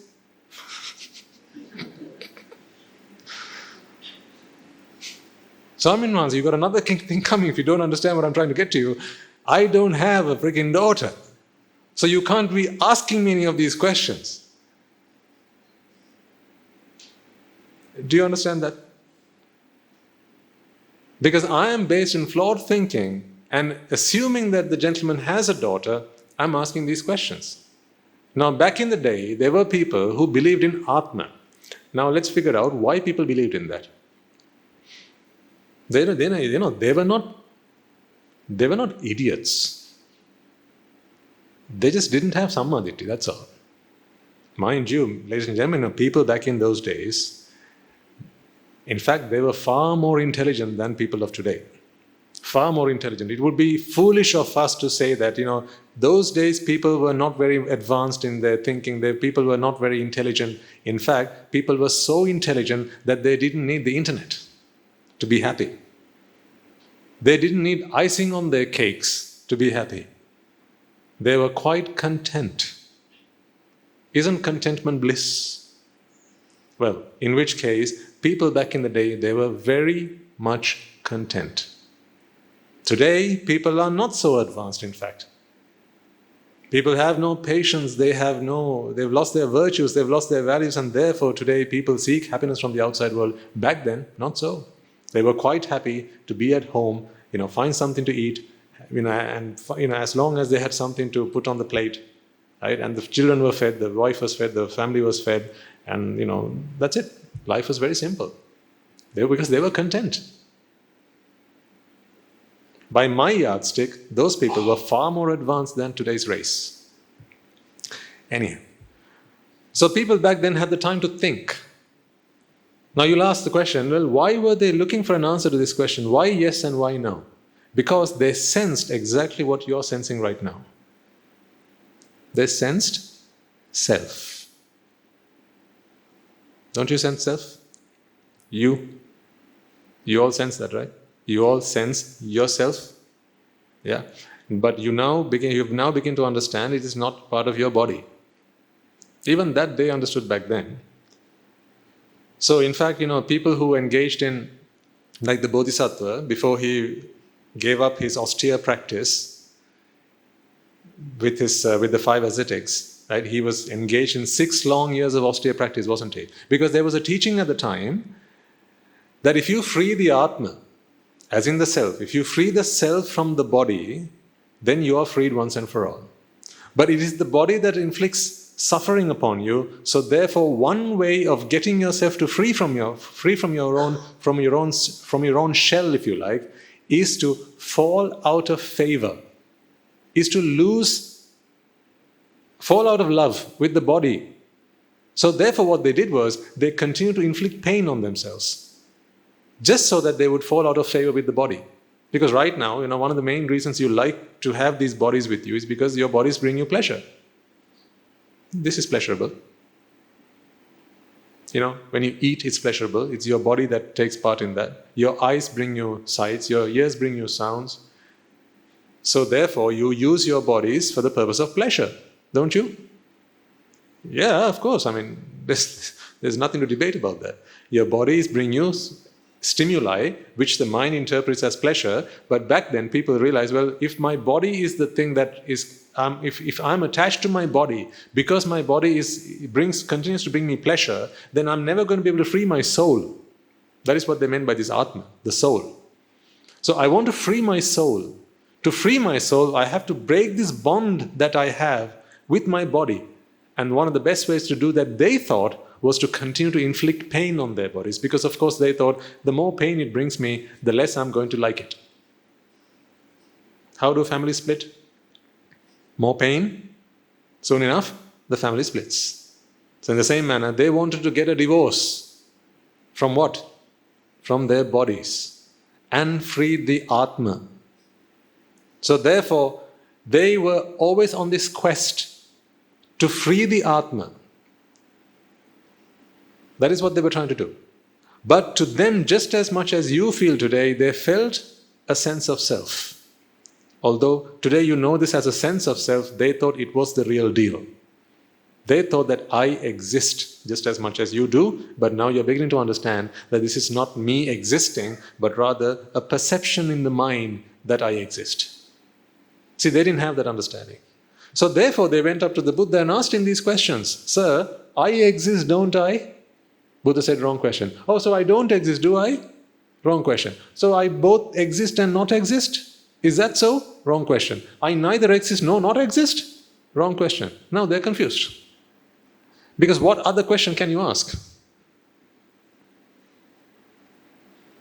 Now they're stuck. You can't go anywhere. It's like checkmate. The Buddha says, none of these are the right questions to be asking, but I can't see any other combination of it. So this is the quadrilemma that people were stuck in. So ultimately, they were left with no choice but to wait for the Buddha to ask them, or rather, to ask the Buddha, sir, if these are the wrong questions, what? What question should I ask? That's a very dangerous question to be asking from a Buddha. Honestly. If you ever come across a Buddha, don't let him trick you into asking him that question. If you but get the Buddha to ask you that question, if you ask a Buddha, Venerable Sir, so what question should I be asking you then? He will open his mouth and he will start to speak. And if he does that, you will not be here for very long. So therefore, it's a very dangerous question to be asking of a Buddha. Your time, your days are counted from there on. They had the merits to get the Buddha to prompt them to ask the right question. They were so meritorious. So they said, Sir, what is the right question to be asking then? Then the Buddha speaks. He says, you sense the self, don't you? You go, yep, that's exactly what I've been asking you, right? For the last few questions, and you've been saying no, no, no, no, and no. I sense the self. Buddha says, you're asking the wrong question because you're asking me whether it exists or it doesn't exist. How about you ask me why you sense that it's there? Now he's introducing cause and effect. See? That is his teaching.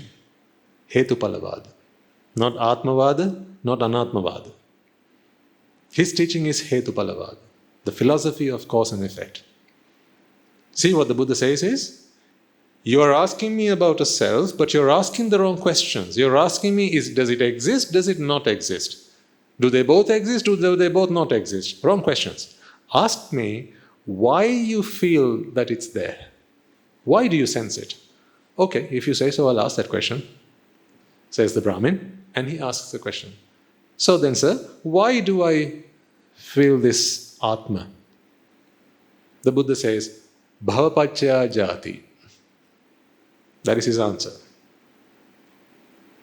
So now this man is happy because he's finally got the right question to ask. So then he says, got it then. So it's in the bhava, isn't it? The bhava exists, right? Buddha says, no, wrong question. So the bhava doesn't exist. No, wrong question. It both exists and doesn't exist. No, wrong question. Neither exists nor not exist. Wrong question. Oh, Buddha, what the heck? You've confused me again. So the Buddha says, ask the right question. What is the right question, Venerable Sir? Ask me the cause of bhava, and I'll explain to you. Venerable Sir, what is the cause of bhava? Upadana paccaya bhava. Ah, got it. So the upadana exists, right? He says again. No. Wrong question. Ah, so it doesn't exist. Wrong question. Both exist and not exist. Wrong question. Hayyo. Or the equivalent of hayyo back then. So again the Buddha says, you are asking the wrong questions. Ask the right question. Sir, what is the right question? What is the cause of upadana? See, every single step of the way, what is he teaching? Cause and effect. Hetupalavada. Because nothing exists, neither do things not exist. All there are manifestations. Now, I don't think you need me to spell out the rest of this conversation, so I'll fast forward this a little bit, and then we get to sankhara. Right, so you have upadana, you have vedana, you have tanha, you have vijnana, and so on. Right, so this is the dependent origination process. Most of you will have heard of that. If you haven't, it's all right, don't worry about it. So we come to sankhara. Sankhara is the second stage of the dependent origination process. So now he's happy with sankhara. So he's asking the same 4 questions about sankhara. Why is he still asking the same 4 questions? You might wonder, are they so stupid? Why are they asking the same 4 questions about sankhara? You'll see why in a moment. Because they haven't gone to the root of the question. They're still at sankhara. When the Buddha answers the next question, there is no reason for them to ask that question again. So he's asking about sankhara now. Venerable Sir, so sankhara exists, right? Because what are they looking for? They're trying to figure out why I exist. And they're trying to place this I in something. Because if I am there, I have to be in something, right? So I must be in sankhara then, if that is what the Buddha says I'm in. So is it in sankhara that I am in? Does sankhara exist? No. Doesn't exist? No. Both exist and not exist? No. Neither exist nor not exist? No. Ayyo. So what is it, Venerable Sir? Now the Buddha speaks. Avidya paccaya sankhara. Brahmin, it is because of ignorance you feel that existence is in sankhara. See, the moment the Buddha says this, there is no reason any longer to ask, is it in avidya then? See, there's no ground to ask that question. You can talk about sankhara in that way, you can talk about vijnana, you can talk about namarupa, you can talk about salayatana, you can talk about bhava, upadana, whatever. But avidya is simply ignorance, isn't it? So, that's like a slap on the face. It's like for someone who keeps asking these questions, to tell them, you're asking me these questions because of your ignorance. Then would it be right for the person to ask, well, is it in ignorance I have the existence? I mean, if they have half a brain cell, people will understand that that is not a valid question to be asking. So therefore, the questioning stops there. Now, one final piece to this. Why does the questioning stop there? To answer that, answer this question for me, please. What is ignorance? Exactly. Ignorance is the ignorance of ignorance. Let me say that again. Ignorance is the ignorance of ignorance. So what is wisdom then? Wisdom is knowledge of ignorance. Once you understand what ignorance is, are you any longer ignorant about ignorance? No. Now you're wise, you're knowledgeable about ignorance. So therefore, now you understand what ignorance is. Once you understand what ignorance is, then you are no longer ignorant. And if you are no longer ignorant, then you can't have ignorance paccaya sankhara, can you? Because what is ignorance after all? The ignorance of ignorance. So once what ignorance is has been spelled out to you, you're no longer ignorant about ignorance, so therefore ignorance has been explained to you, now you understand ignorance, and therefore avidya paccaya sankhara cannot happen any longer. Therefore the dependent origination process has now been uprooted. So really, to uproot the dependent origination process, all you got to do is to understand the root of the dependent origination process. As a matter of fact, that the very reason that you sense a self is because it's a process-driven, it's a cause-driven, it's a cause and effect-driven process. For as long as you don't know this, you're ignorant. About what? About ignorance. The moment you realize this, now you're no longer ignorant about ignorance, therefore you are wise about ignorance, and you can now explain why jati happens. So what is jati after all then? The sense of self that you all have. So this is what they discover. Now in the same manner, you see a car here. Is there a car or is there no car? Is there a car? Wrong question. No car? Wrong question. Both yes and no? Wrong question. Neither yes, no, no? Wrong question. So what is the right question to be asking? How does a car manifest? What are the causes that lead to the manifestation of a car? Now you see the causes. See? One cause, another cause, another cause, another cause, cause. So many causes. In fact, you can't even count them. For something to be cause and effect driven, and for something to be understood as cause and effect driven, do you need to understand all of the causes? That's another really important part to understand. Do you need to understand all of the causes? Do you need to know all of the causes? Do you need to be able to count all the causes to understand that something is cause and effect driven? Do you? No. You just need to understand that it is an effect of causes. You need not understand what all those causes are. You need not understand how many are those causes, how numerous are those causes. You don't need to understand that. You just need to understand that it's all cause and effect driven. So the car then, we need not understand what all the causes are, but we know something. It is carring. In other words, it is the causes that are always present that manifest a car in that present moment in time. I'm going to show you a little video to help you further understand this. And this was shown at the monastery, so if you were there for that sermon, then you will know what I'm talking about. So don't spoil it for everybody else, Ingiriyans. But I think this will really help the penny drop. I think it's a wonderful video to explain that phenomena. Let's get it up on.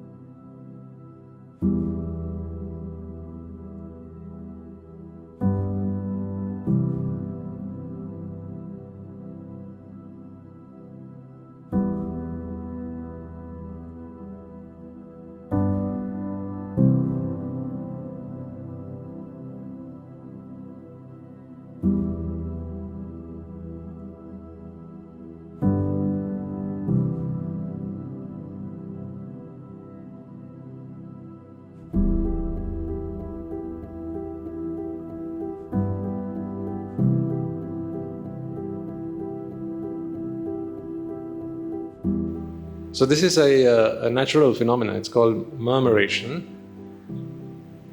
So these are birds that fly together. You may have seen them.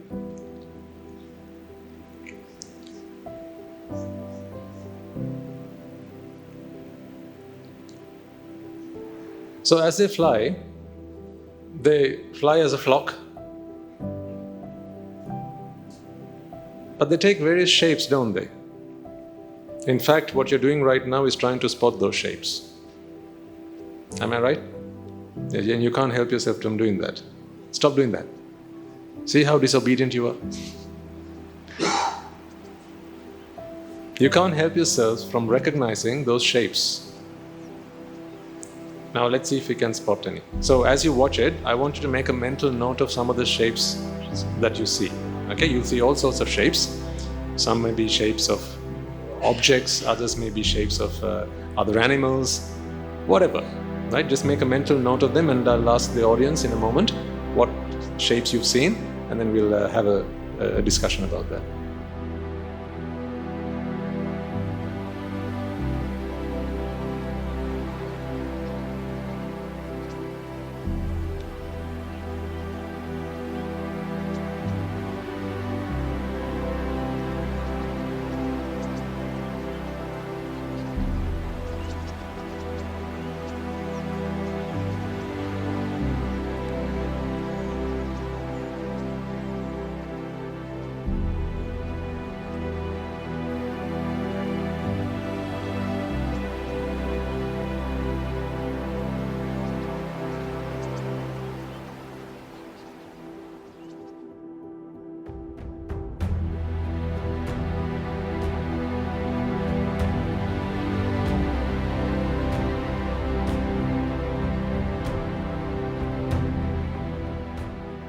Okay, as you start seeing shapes, you can start calling them out.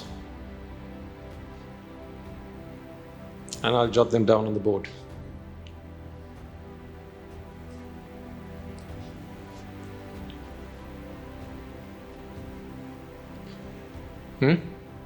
A whale.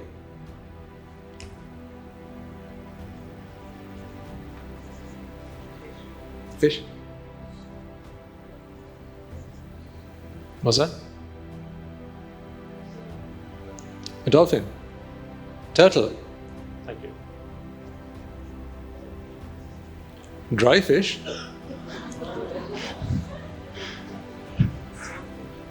What? A dolphin.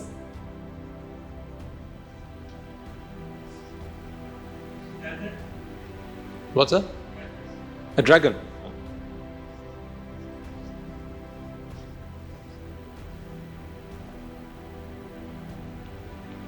A dove. A cloud. Thank you.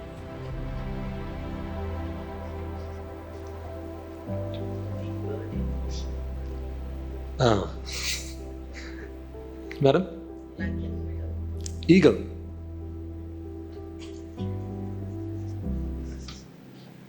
Right. So now you saw them on screen and you called them out. Now, was there a real eagle in the sky? No. What about a whale? It doesn't even warrant the question, right? None of these were actually up in the sky. But what you saw were these birds, as they flew together, they formed these shapes. Now, here's an interesting question. Do you think they knew they were doing this? Really think about it. Do you think they knew? Do you think they had an agenda? Do you think they all discussed together, they have an annual convention, right? And they come together, sit around the table, and they share their ideas, what are we going to do today? What forms are we going to take today? Right? All jump up together, all get in line. Maybe they rehearse before they get up into the sky. Do you think they do that? No. So you see, none of the components, none of the elements. So the elements in this example were the birds themselves, right? None of the birds knew that they were taking part in these formations, were they? None of them knew that. So then, do they need to know? Do they need to? They don't need to. So when these forms were taken and up in the sky, you and I, because we understand patterns. We see patterns. In fact, we see the presence and absence of things. So when you saw the eagle, you would have seen the birds and you would have seen the spaces without the birds. That's how you spotted the shape of the eagle, right? In fact, the reason that you can see this fan right now is you know that some of it is the fan, some of it is not the fan. That is the boundary. Do you agree? So this part is not the fan. So therefore you say this is Swami Nath's hand and the rest of it is the fan. Because you understand boundaries.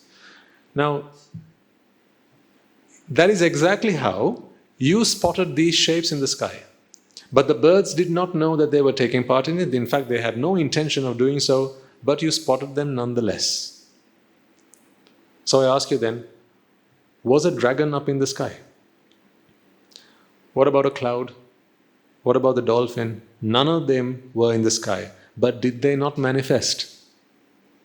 They did. So if I ask you the question, dolphin, was it up there? Yes or no? No. Was it not up there? Yes or no? Wrong question. Let's draw that chart again. See? We are back there. Dolphin. Was there a dolphin in the sky? I'm expecting you to say yes. That's why I'm asking the question. And you tell me, wrong question. Okay, I say, wasn't there a dolphin in the sky? There was no dolphin in the sky, was there? I'm expecting you to say no. And you say again, wrong question. Okay. So, was there a dolphin and was there not a dolphin at the same time? Again, wrong question. I'm expecting you to say yes to this and you say wrong question. So, no dolphin and no not dolphin? I don't even know how to phrase that question, but there you go. Neither no, neither yes, neither no, that one. Right? So the answer to all of these would be, you're asking the wrong question.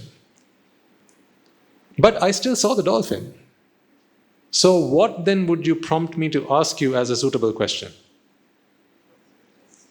Exactly. Ask me, you tell me, Swami Mahansa, yes, you saw the dolphin, okay, but there was no dolphin up there. And you can't say there wasn't a dolphin up there because I saw a dolphin. I well and truly saw one. So then the question that you should prompt me to ask you then, if you are my teacher, is ask me how I saw the dolphin. Don't ask me, was there one or wasn't there one? Ask me how I saw the dolphin. So then I ask you the question, why or how did I see that dolphin? And now you have an answer. You then start to explain to me, these birds, they fly together. And when they fly together, your mind looks for patterns. And when you spot those patterns, and these patterns are patterns in memory, because I've seen a dolphin before. If I hadn't seen a dolphin, I wouldn't have known one when I see one, right? So I have seen a dolphin before, and that pattern I project onto this formation. In fact, there are so many animals or so many shapes that you've never seen before. That is why you didn't call out all of them.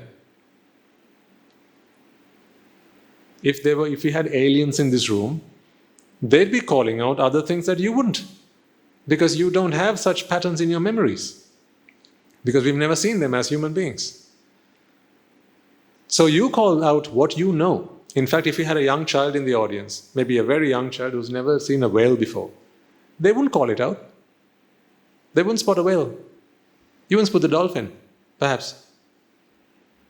So you see, you project these formations that you have in your mind onto the outside world and expect it to be there. That's the problem. When you project what you have in your mind to the outside world, you expect it to be there, not a manifestation. You expect the whole damn thing to be there, not a manifestation. Therefore, once you expect it to be there, now you have expectations on it. You expect it to take a certain way. You expect it to do certain things. See, if it's a, now you said there was a dolphin there. What's a dolphin supposed to do? What is a dolphin supposed to do? Yeah, it's supposed to swim, right? It's supposed to play, right? It's supposed to go underwater. It's supposed to do things that a dolphin is supposed to do, right? Are you getting the references I'm trying to make here? This is why your children disappoint you, because you see your child there. In the same way, You are disappointed if you think that the dolphin's up there, and now the dolphin that you see doesn't do the things that a dolphin is supposed to do by your account. Now you're disappointed. Why is the dolphin not doing what I want the dolphin to do? Take a fish. Now you expect the fish to swim around. But that fish didn't. It was there one moment, then it was gone the next moment. Now what happened to the fish? The fish died. See? In your world, what happened to the fish? It died. It disintegrated and it died. Did it really die? Did the fish really die? Why do you nod your head this way? Because there was no fish. But I saw one. So wasn't there a fish? You can't answer that question either, because if I'm asking you this question because I saw a fish. So if you tell me there was no fish, I'm going to think you're silly. How come you didn't see what I saw? We were both looking at the same screen, so if I saw a fish, you should have also seen a fish. But what you understand, I don't understand right now. That is, you understand that a fish was a manifestation. It wasn't a unit. It wasn't a fixed fish. It wasn't an entity. What it was a manifestation of causes. So then I ask you again, that fish that you saw, if I asked you to touch it, which part of the fish would you touch? Like the car. Which part of the fish would you touch? Can you touch the fish? Can you touch the dragon? Can you touch the dolphin? No, you can't, because you understand that there is no dolphin there to touch. But yet, it manifests as a dolphin. Now do you get the idea of what a manifestation is? Then take the car again. This is why I say the car is carring. This dolphin that you saw up there, weren't the birds dolphining? That's what they were doing at that moment. In fact, all of the birds, they were taking their respective positions, but none of them knew what they were doing. They didn't know that they were putting up a display there. But when the dolphin shape manifested, the birds were there in the rightful place. That's all. It's almost random. Almost random. They were just there. They just happened to be there when you saw the dolphin. So now, is it fair for you to expect things that you would expect from a dolphin from that manifestation? Would it? Would it be fair? It would be unfair. And if you did, what would happen to you? If you expected what you would expect from a fish, of the shape that you saw on screen, that was just the birds flying around. If you had the expectations you would have of a fish on that, what would happen to you? You suffer. You have expectations, and those expectations are going to be unfulfilled. You're going to be disappointed. And then, because you understand that this fish doesn't live forever, in your world there's a fish, and you see that fish up there. Now from your past experience you know that the fish dies. Now you live in constant fear. Oh, what if my fish dies? See, you live in fear. And when the fish dies, then what happens to you? You go from fear to grief and sorrow. Tanhai jayati soko, tanhai jayati bhaya. See, who gave you the permission? Who said it was right for you to project whatever you have in your mind to a manifestation that's out there in the real world? In other words, why do you think this is a fan? It manifests as a fan. That's it. It's not a fixed fan. It's not an entity. So don't you be setting any expectations that you have of a fan on this and expect it to fulfill all your expectations every single time. Because it only manifests in this way for as long as there are causes that manifest this. That's it. The very fact that this manifests in this manner means the causes are in action. The moment the causes cease to exist, the effect ceases to exist the following day. The following day? Then, immediately. So therefore, this is fanning. It's in the present continuous. This is what Pachuppanna means. Prachu is the pratya. Upan is born out of. So born out of causes is what Pachupanna means. It has nothing to do with time. It has no place on the time dimension. Time is a projection of the mind again. When you want to relate discrete events to each other, we project time onto things. That's how you say, I left home this morning, I got into my car, I drove to the school, I got off, I parked my car, and I got off, and I walked up to the room, and I sat down, and I've been listening to the sermon for the last 2.5 hours. Each of these events are very discrete events. They have no connection to each other. But you sense a self. So now you need a story to tell about yourself. Because you have a story to tell about yourself, now what you do is you connect each of these individual events on a string called time, and then you start to say, you know what, I woke up at 4 in the morning, and then I did this, I then did that, I then did that, I then did this, and now I'm doing this, and in another hour's time I'm going to be doing this, and by the way, tomorrow I'm also going to be doing that. Each individual discrete events that are born out of causes. They have no connection to each other. Just like those birds. Those birds have no connection to each other. Could you not take one of the birds out and leave the rest alone? Couldn't you? Of course you can. Can you not add more birds? Of course you can. So what connection do each of the birds have to each other? Nothing. But they fly in formation, they have some biological instinct about them which gets them all to fly in the same pattern. So when some of the birds start flying in one direction, the others follow suit. When they fly in the opposite direction, the others follow suit. So that is some biological, instinct going on there. That's nothing to do with the birds themselves. I'm talking about the physical bodies of the birds. I'm talking about the physical objects, the birds themselves, the mass. Because it's not the birds' minds that you saw as these shapes, were they? It was the birds' bodies. The physical bird is what you saw in these shapes. I'm actually talking about the physical part of it. So going back to the car, lastly, which part of it is the car? Which part of it is not the car?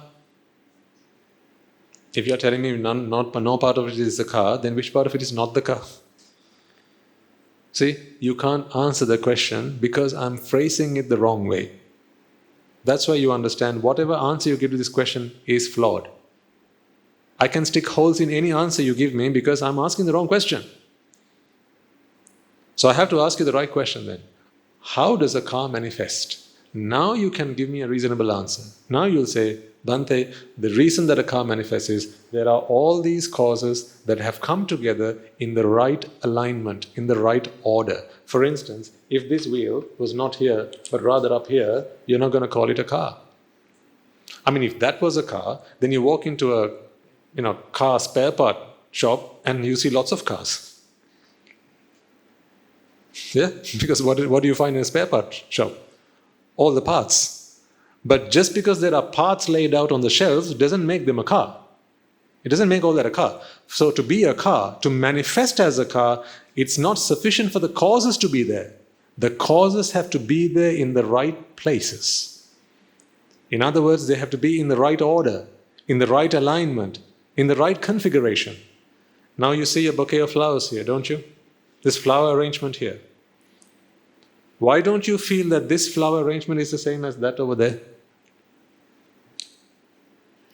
Are they all part of the same arrangement? Now, that can be construed in two different ways. I don't mean for today's event. For today's event, yes, they have a relation. But if you ignore the fact that we have an event going on here, this is one, that is another, isn't it? But now if you think about, if you go back into the mindset of there's a sermon going on, now they're both part of the same event. Forget the sermon. Now they're discrete events. See how you can connect things and disconnect things just based on your thinking? So if it is your thinking did you get what I meant there? Yes? No? The reason that these two flower arrangements are connected is because you are looking at this as one event. Yeah? But if this was at home, now only this is part of this event and that isn't. And if someone said this is the one for the sermon, this we are going to be using for the next event, So that's not part of the sermon. So please draw a curtain around it so that people don't see it. Now that immediately that doesn't become part of the event. So it's all in the mind. The mind makes these connections between each other because the mind is always looking to connect things. Because it wants to identify single things. It wants to identify entities. That is why when you are Rupa, Vedana, Sanya, Sankara and Vijnana, the mind is not happy with that. The mind wants to connect all these things, and without leaving just them as just aggregates, it connects it and makes it one. That's why you feel I am the one. That's why you feel that way. Who's the one? You're the one, right? And you give it a name, don't you? Yeah, that is your identity. You have created your identity. It does not exist for real. Your identity is a make-believe. But all you are the aggregates. Just different stuff, configured in a different way. Configured in a certain way, that manifests this, that's all. And the same goes here. But those causes have to line up in a certain order. That is when we give them names. And those names are just conventional names. Those are just conventions. See, put this wheel not here, but if you were to take this wheel, right? And instead of putting it up here, you put it here. Now you call it a spare wheel. And now it all of a sudden becomes part of the car again. Now you call it a spare wheel. But take that wheel out and put it here. I said, no. That's not right. You have to have a wheel either here or here. That is no place for a wheel. That's not a car now. It's some weird thing. It's not a car. See, this is how, although manifestations are all that is there, in our minds, ladies and gentlemen, we create formations. This is what is called abhisankara. That is what abhisankara is. The formations that you create in your own mind, and then the problem is you project them onto the real world and expect them to respond as you wish. Last words for today. We started with your philosophy for life. Events, responses, giving you outcomes. See, now, when you expect that out there are entities, your responses are going to be accordingly. Your responses are going to be, I want those events to be a certain way. So I want the dolphin to swim. You expected the dolphin to swim. I want the turtle to come out of his shell. These are expectations you have because your response is wrong. But all there are outside are really manifestations. So when the manifestations change, the manifestations have they have no concern about what your responses are. They don't care what you think. Why would they? They don't have any concern or consideration for what your thoughts are, what your expectations are, what your responses are. They just do what they do. Rupa does what Rupa does. You know Rupa. She does what she does. Vedana does what Vedana does. Sanya does what Sanya does. Sankara and Vijnana do what they do. They don't care. They don't give a damn about what you think about them. So therefore, these manifestations, they manifest. Unfortunately, when you have the wrong response to them, now you keep on setting expectations. When those expectations are fulfilled in some places, you feel happy. That is not happiness, that is pleasure. That is the relief from vexation. That is what we've been talking about for the last few sermons ago. And then when those expectations are unfulfilled, you feel disappointed. And then you feel either fear, you feel grief, you feel sorrow. Isn't this what life has been? Ups and downs of life. Whereas true happiness, if you want that as your outcome, true happiness, unconditional happiness, we come to a very good point there. Unconditional happiness comes from your understanding that this is all conditional. Once you understand that all events are conditional, now your happiness becomes unconditional. If you don't understand that events are conditional, then you expect the events to be unconditional. Now your happiness is conditional. You can work out that riddle in your own time. Right, let's conclude for today then. So that was a step up again from last week. I would encourage you to go back and listen to it one more time if you have the time, that is, of course. But we will continue again from next week. So you see, we are making progress week on week. Do try and bring yourselves here regularly, so that because it's more productive when I can speak to you and I can see you and look at you in your faces, because I understand your responses. I'm also looking for the right response, right? So when you're looking at me, you go, what? I know you didn't get it, so I can go over it again. That's why I'm always scanning the room to see whether you got what I had to say. But if you're nodding your head and go, I get it, somewhere, then I can, that prompts me to carry on, so we can, all progress.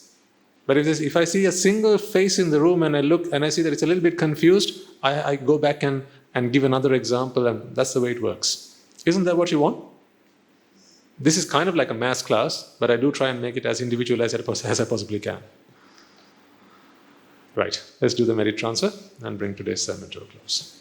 Okay, so first and foremost then, let us remind ourselves how incredibly fortunate we are to be in receipt of the Lord Buddha's teaching, and with immense gratitude to the bhikkhus and bhikkhunis, upasakas and upasikas who have since time immemorial protected and preserved the sublime teachings of the Buddha and have passed it down through the generations of the noble lineage in the form of the Tripitaka, which is available today to study, understand and comprehend the Dhamma.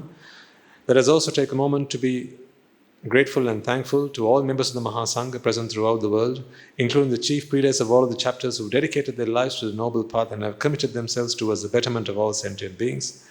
Let us also take a moment to transfer these merits to the monks and nuns resident in your local temples and nunneries who have always been by your side through thick and thin, come rain or shine. And let us also transfer these merits to my teacher, Guru Swami Nuhanse, as well as all the monks resident at the monastery and the Anagarika and Anagarika communities attached to the monastery. Let us also take a moment to transfer these merits to those who make great efforts to disseminate the teachings of the Buddha, be that by transliterating these talks, sharing them out with others, or inviting others to join them. May they all rejoice in these merits, and by the power of these merits, may they be healed of any physical and mental ailments and overcome any obstacles to their spiritual progress. May they abstain from the unmeritorious deeds, fulfill the meritorious deeds, fulfill the noble eightfold path, and may they all attain the supreme bliss of Nibbāna. Sadhu, sadhu, sadhu.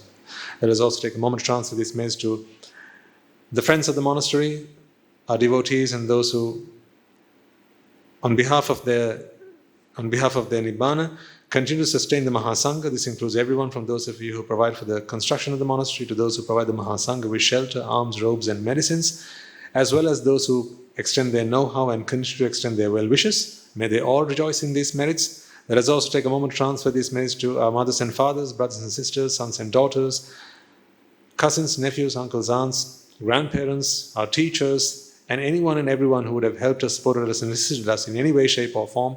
May they all rejoice in these merits, and by the power of these merits, may they be healed of any physical and mental ailments and overcome any obstacles through their spiritual progress. May they abstain from the unmeritorious deeds, fulfill the meritorious deeds, fulfill the noble eightfold path, and may they all attain the supreme bliss of Nibbāna. Sadhu, sadhu, sadhu. Let us also take a moment to transfer these merits to the Devas and Brahmas, spirits and demons, and primarily the Sakadeva, as well as all the numerous gods and deities who have committed themselves to protect and fulfill the Sambuddhasasana. Let us also transfer these merits to our guardian deities who keep a watchful eye over us and keep us out of harm's way. May they all prosper in divine power and wisdom. May they abstain from the unmeritorious deeds, fulfill the meritorious deeds, fulfill the noble eightfold path, and may they all attain the supreme bliss of Nibbāna. Sadhu, sadhu, sadhu. Let us also take a moment to transfer these merits to those who have passed away in our names, our loved ones, our forefathers, our ancestors, those who have predeceased us, reminding ourselves that it is in their blood, sweat, and tears today we are able to enjoy the comforts that we do, as well as practice the path comfortably. May they all rejoice in these merits. Let us also transfer these merits to those who have made sacrifices with their lives to protect the peace and harmony of our nation, the members of the armed forces as well as the police force, as well as those who have lost their lives in the war, be they friend or foe. May they all rejoice in these merits. Let us also transfer these merits to those who have lost their lives in natural disasters and calamities such as tsunamis and earthquakes, landslides, fires, blizzards and pandemics, reminding ourselves that in this infinitely long journey of samsara, they will all have been mothers and fathers to us, brothers and sisters to us, friends and acquaintances to us, those who would have shared in our griefs and our sorrow. May they all rejoice in these merits. By the power of these merits, may they If any of them have been born in the woeful plains, may they redeem themselves to be born in the blissful plain. May they abstain from the unmeritorious deeds, fulfill the meritorious deeds, fulfill the noble eightfold path, and may they all attain the supreme bliss of Nibbāna. Sadhu, sadhu, sadhu. And finally, may by the power and blessings of all the merits we have acquired throughout the day, we be able to witness the advent of many hundreds of thousands of arahants on this blessed land. And finally, may you and I and everyone who's helped make this program a success become a Rahatan Vahanse or an Arahat Theranin Vahanse in this very life itself and in the era of the Gautama Supreme Buddha itself. Sadhu, sadhu, sadhu. May the blessings of the Noble Triple Gem be with you all. The members of the Mahasangha will transfer their blessings to you. Raga ginnen midetnva Dvesha ginnen midetnva Moha ginnen midetnva Nibbāna parama sukhayan Sukhita taravetnva Nibbāna parama sukhayan Sukhita taravetnva Mamada siyalu loka siyalu satnvayo Nibbāna parama sukhayan Sukhita taravetnva Nibbāna parama sukhayan Sukhita taravetnva Nibbāna parama sukhayan Sukhita taravetnva Raga gini niveva Dvesha gini niveva Moha gini niveva Nivan sapa labeva Nivan sapa labeva Nivan sapa labeva Tunuruwange suvisi ananta mahaguna belen Sila loka sila satyoma Nibbāna parama sukhayan Sukhita taravetva Sadhu, sadhu, sadhu.